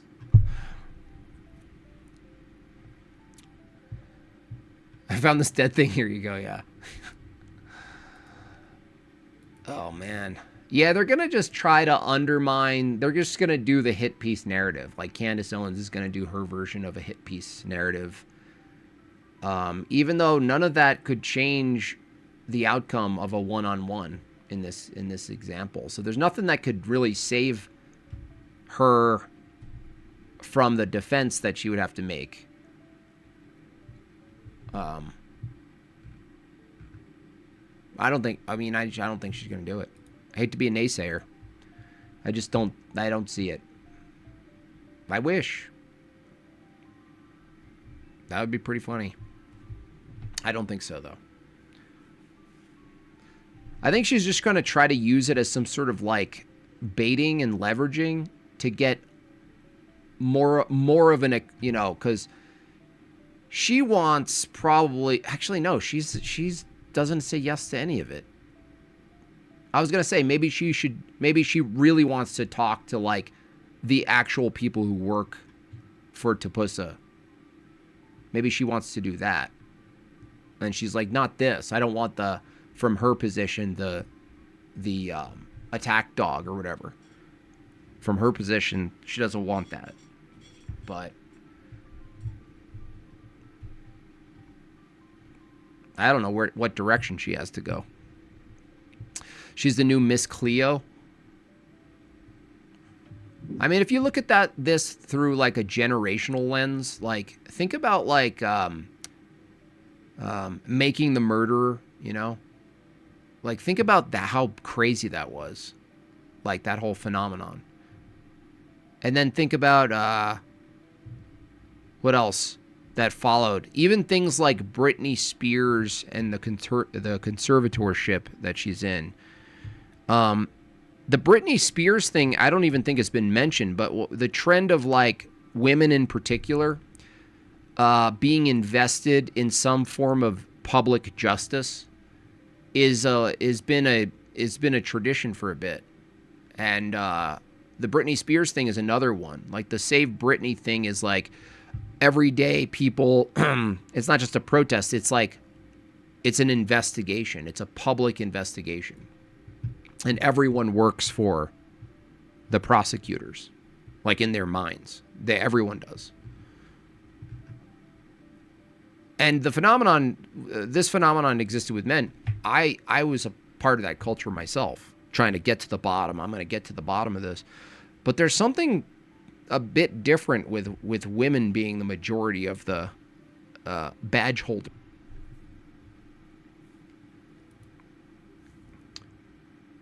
And instead of like romance novels, this is it. This is it for them. It's crazy. 4 more, y'all. Let's hit this chat goal. It's 4 o'clock for me. I don't know who. I assume other people are going to start streaming soon. Prime time coming up Saturday. Lansbury, yeah, totally. Good call out right there. But then, like, even before this, before they got investigative, they were like fans even. Like, I don't know how to play that into it, but like, I don't know how it's connected though. But thinking about the past of like Ted Bundy and all the worst offenders, the women are the ones writing them love letters and like somehow figuring it out or sympathizing, and they're obsessed with it. Like, whatever that weird phenomenon is, I have no idea. But I think it's I think it might be the same mental phenomenon. Matt McCuster mentioned you. No way, dude.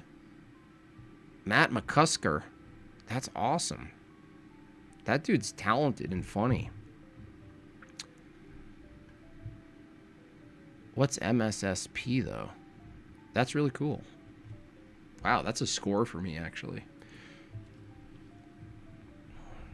What? That's awesome.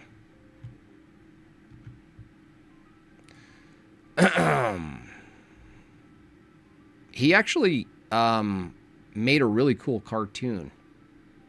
I was very impressed with it. I thought it should have been pretty popular. His first pilot was like, it was long too. It took a lot of time to make, clearly, and it wasn't like AI slop made. It was actually animation, and it was like, I forget. It was like a what is it called? What the hell is it called? The most famous simulation movie ever. Dude, my brain's fried. I drank mead last night a little bit. I almost said Singularity.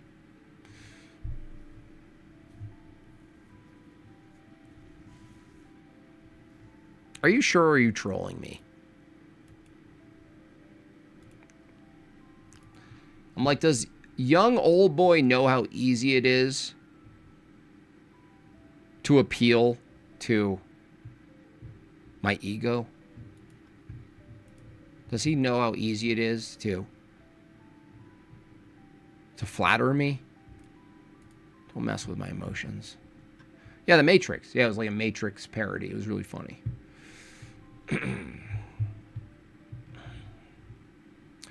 Comedians suck. Comedians mostly suck. Yeah, mostly. Comedy culture sucks for sure. Like stand-up comedy culture. And I'm not just talking about what you see. I'm talking about like in the world. You're at a bar doing comedy with comedians. You're mostly surrounded with atheists, by the way. You're mostly surrounded with nihilists, and you're mostly surrounded by people who have a lot of dark spiritual stuff going on. And not even to judge them, that's just the reality. And like you try to be like the upbeat, like sort of clean one, and it's like you're already out. You're out. You're out of the game. Thanks for the weekend stream. God bless you and the family. Thank you so much, David. Appreciate that. Political correctness. Yeah, it certainly did. Now, there was a trend where now you're seeing it in its fullness. If you have to be politically correct, you can't say true premises. People think you made it so you can't joke about things. But to be more autistic about it, comedy and wokeness made it so comedians couldn't say true premises. And for anyone who's understands some of the formatting in comedy, a premise is first. The premise is the net that's cast to get the ears of everybody because it's a true statement. You know what I mean? You're supposed to be able to say the true premise, a true statement. Then you get the comedy after, but they wouldn't even allow the true statements. So you can't even open up. Now it's coming back. But you couldn't, for a while there, you couldn't say, how about all those black criminals? Like you couldn't say that. So it was horrifying. And then what do? In the absence of being able to say something true and then making a joke out of it, the only way to get attention is to say something vulgar and loud or gross. And then comedy took that turn. It took the worst possible turn, which is just overcompensating by not being able to say true premises about culture, about race, about everything going on, so that everyone can be included. Take the temperature down and everyone laugh at ourselves for a second. It's an act of humility, okay? No, you can't do that. So then what do you get? I mean, just women talking straight up about their body holes. Seriously. And I'm not even being hyperbolic. Like, oh, female comedian? I wonder what they're going to talk about. So there I was, changing my tampon. It's like, oh, get off the stage. Get out of here. Get out of here. You're going to be gross. You're going to prove that you're equal to man because man is fairly gross, but you can be gross too, and now you're equal. Faustian deal. Faustian deal. So anyway, let's talk about my vagina. No. They can't be funny without talk. Well, that's all they have. That's it, right? They couldn't be liberated without their vagina. Without using their vagina. They can't be funny without talking about their vagina. They already know that's essentially going to be the main focus of what and who they are. And instead of taking the most pious, beautiful, dignified approach, they take the worst. They take the worst approach. And who's their future? Who's the future? Who do you look up to, right? We have the Saints, right? What do they have? Who do they have? Chelsea Handler? Amy Schumer? That's got to be a rough future to look at. You're like, oh, that. I hope I end up like you. As who says that? What young girl voices this? Well, I hope I end up like Chelsea Handler.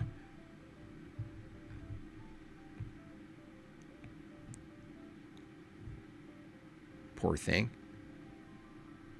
Chelsea Handler is looking. I saw her the other night on a show. She's looking like Warren Beatty with a wig on.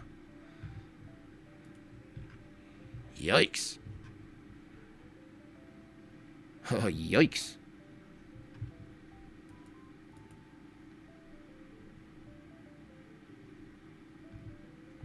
Ali Wong. I actually saw her before she got pretty big. But you're talking about a Jim Bob in the past who had a different, like, paradigm. But I actually thought she was quite quick, Ali Wong. But in the end, it's still annoying. You still say, at some point through the set, you're like, I'm sorry. I'm sexist. For comedy. I'm sexist. It's almost like this. I kind of compare it to a priest in some way. You know, is that the role of the priest? It's an office holder. And the office is held by a man. And there's a reason it's held by a man. But outside of that, like a comedian is kind of similarly taking a command of a room and giving a type of pseudo type of sermon. Like it is a matter of saying some true things. You could never call it a sermon, obviously, but I'm using that term loosely. And the storytelling of it and the command you have of the room and the authority at which you speak, it makes sense that good comedians are men because of that parallel. And there's always, no matter what, no matter even how funny or well-written a woman is, they're always going to be seen as, yeah, that was pretty good for a woman. You're like, you could pretend to not say that in your head, but you do. Yeah, they were pretty good for a woman. It's a different category. It just is. That's just how it is. It's a different category, just like sports. Whatever. It's fine.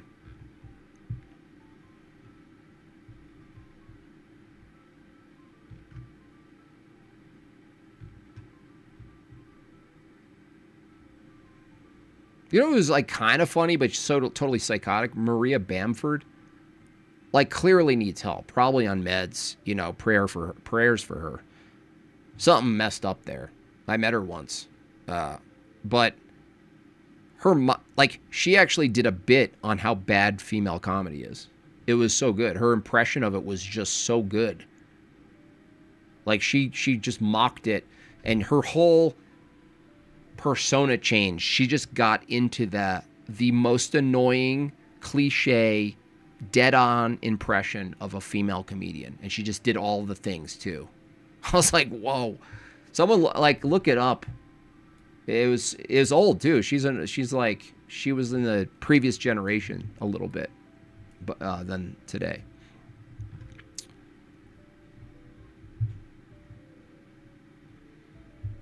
Andrew will end his career with that debate. I don't think so. No. Because the thing is, like, the debate is an extension of what he's already doing. So I don't think that could ever be the case. I don't think so. Because it's consistent. There's nothing inconsistent with what Andrew's doing and pursuing with Candy Owens.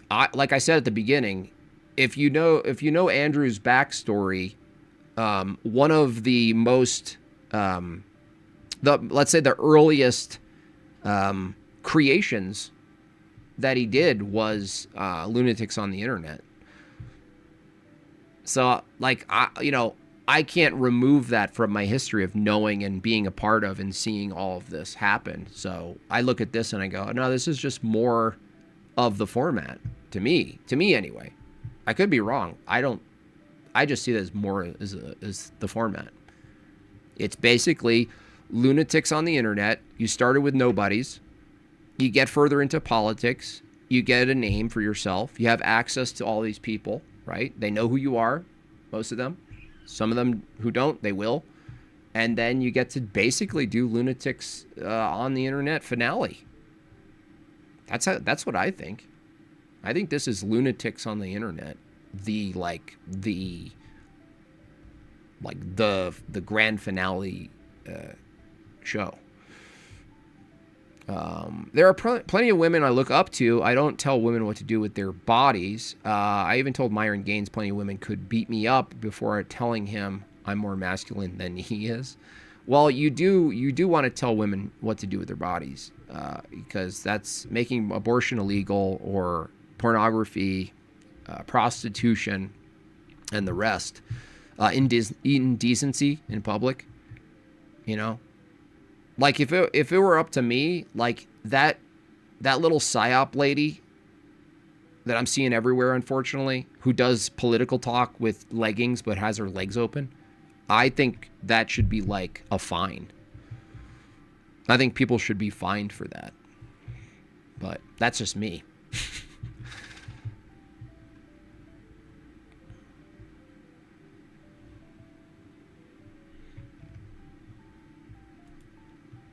That's just little me, though. But I'd be the worst king anyway. I'd bring back a guillotine.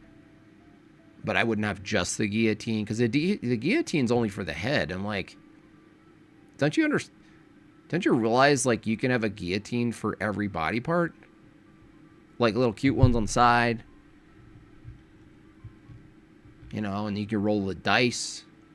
Or, like, you can do live voting for which one. It's like Hangman, but backwards. That's pretty dark. Maybe I should pray.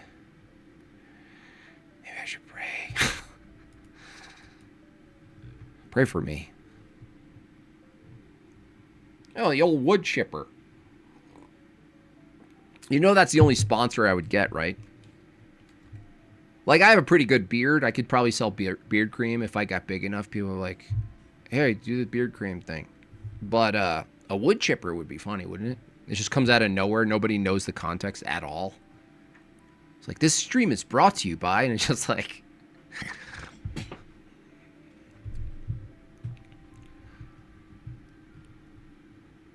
No, I don't have to go dark if someone gives me at least the leeway of doing the ortho freaking dozer.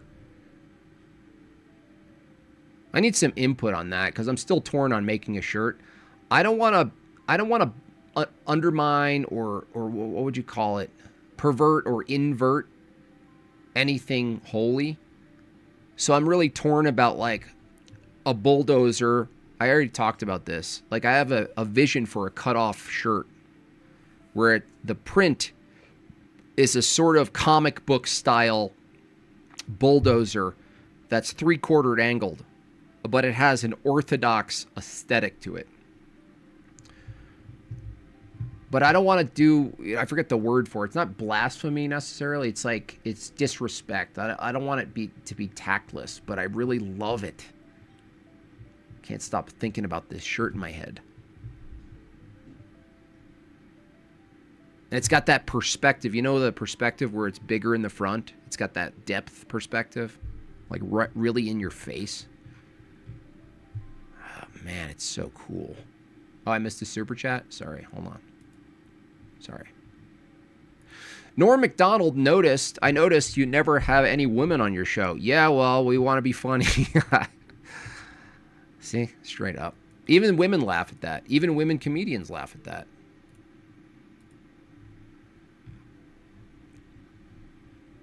Sacrilege. Yeah, thank you, Nathan. That's the correct word. Yes. That's not that. I want to avoid that. Is it possible to do? Seems like a weird thing to ask my priest, though. Like, he has bigger fish to fry. Like, oh, sorry, Father, I have a question for you. Can I make an orthodozer? What that? He'd be like, what's an orthodozer?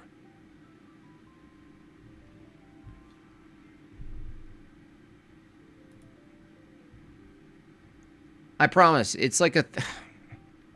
I promise you'd get it. If you got the culture I was in, you'd get it. You'd know it was cool. It was good. It's fine. That was an orthodozer. Tommy Bahama, yeah. I should just start doing fake wood chipper commercials, right? It's like presenting it like I am already sponsored. I should just start doing that with all products. I'm going to start doing that. I'm going to start inventing products. Wait, can you get sued for doing a sponsorship for a product, a really good one, and they're not paying you to do it? I feel like that's layered art right there. Like you nail it. You like nail the reading and everything, and you really sell it, and it's like perfect, but you get nothing. That's so stupid. Like, they send you a cease and desist for doing advertising for their product really well.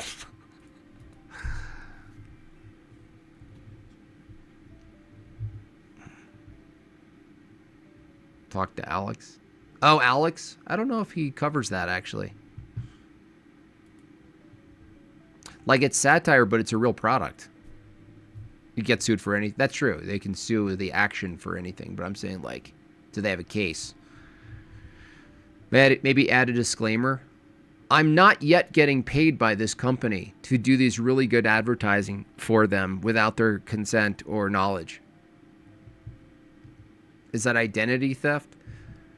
I suppose if people laughed at it, it would be like stealing content that's not yours and getting paid for it. Like if suddenly you guys paid a bunch of super chats, like, or, well, yeah, what would be worse is like actually selling the product.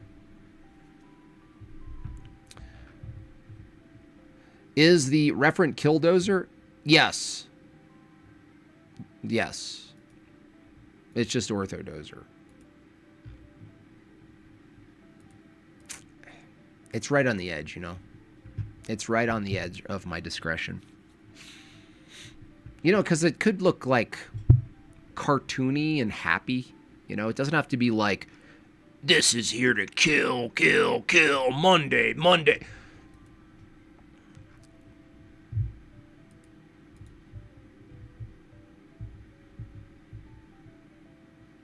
Ask his... I don't know if he still has the Asian lawyer. I told you a story about that. I kind of... I don't really regret much, but there's some bad decisions. But, like, he reached out to me, that guy. And he was a fan. He bought all my books and stuff. And he straight up was like, hey, I'm a big fan. I have your books. Let me know if I can help you. And, like, that was explicit terminology for... maybe I can get you on the show or something like this. And I think I was just like, I don't know what it was. I don't know what it was. But I didn't take him up on it. I don't know why. I think I was always like, I still have this actually. I think I'm always hesitant to get swooped up in, I guess in someone else's or something else's tornado. Terrible analogy. I'm really missing the analogies today. Usually pretty good with them.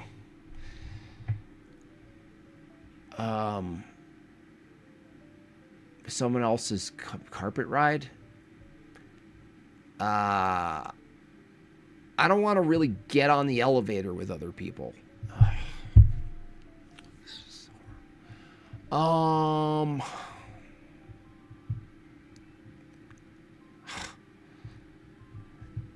Someone help me.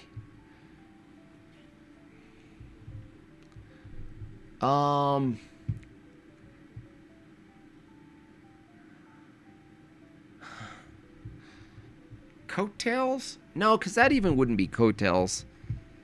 Coattails would be like you attach yourself to someone else's like sort of namesake and you're like a feature of it. This was like someone literally telling me, I want to help you. Maybe I was just scared. Maybe that's the most down. Like, I don't remember being scared, but maybe I was scared. Maybe I didn't want. Maybe I thought, that's too big. That's too crazy. I don't know shit. What if they asked me the 3 branches of government?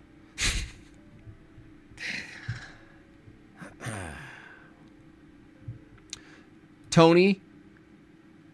How's it going, Tony? You know a funny story about Tony? Any given time you go over to Tony's live stream, you don't know what emotional state he's going to be in. It's part of the fun. But I actually, it was funny, Tony. This is really funny.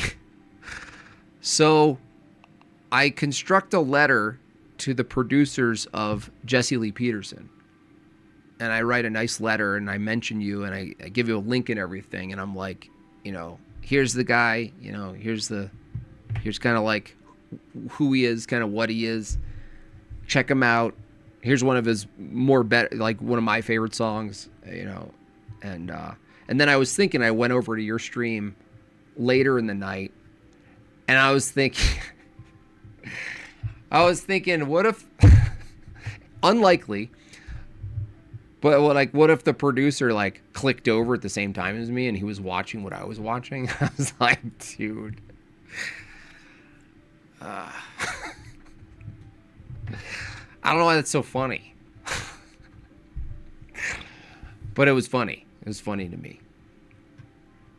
Like out of all the times he can go over, like if he went over to the time where I went over, I was like, all right, well, I don't know. At least he'll be like, oh, this dude's real. He's really not afraid to show or say what he's thinking and feeling. At least I was thinking that. I was like, oh, at least that.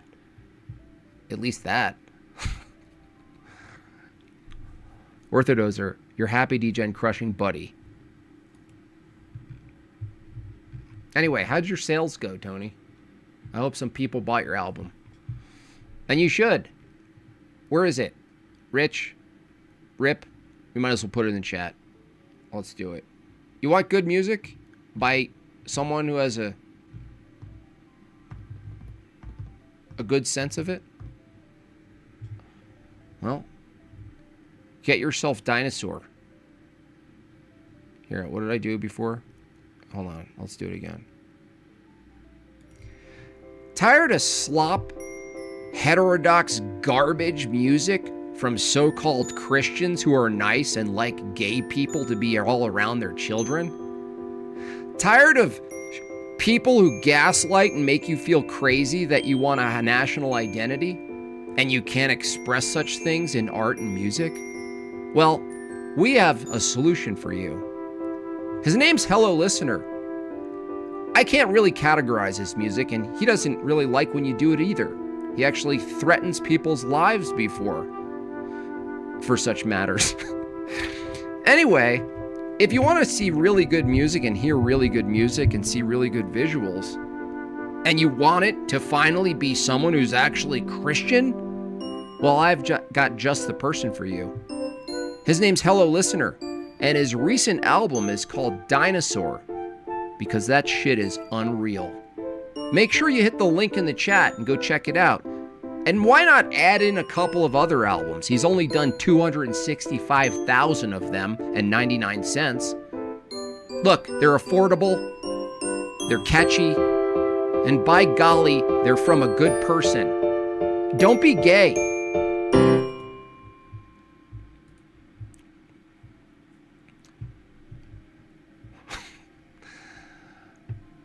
Yeah. Also a good company name.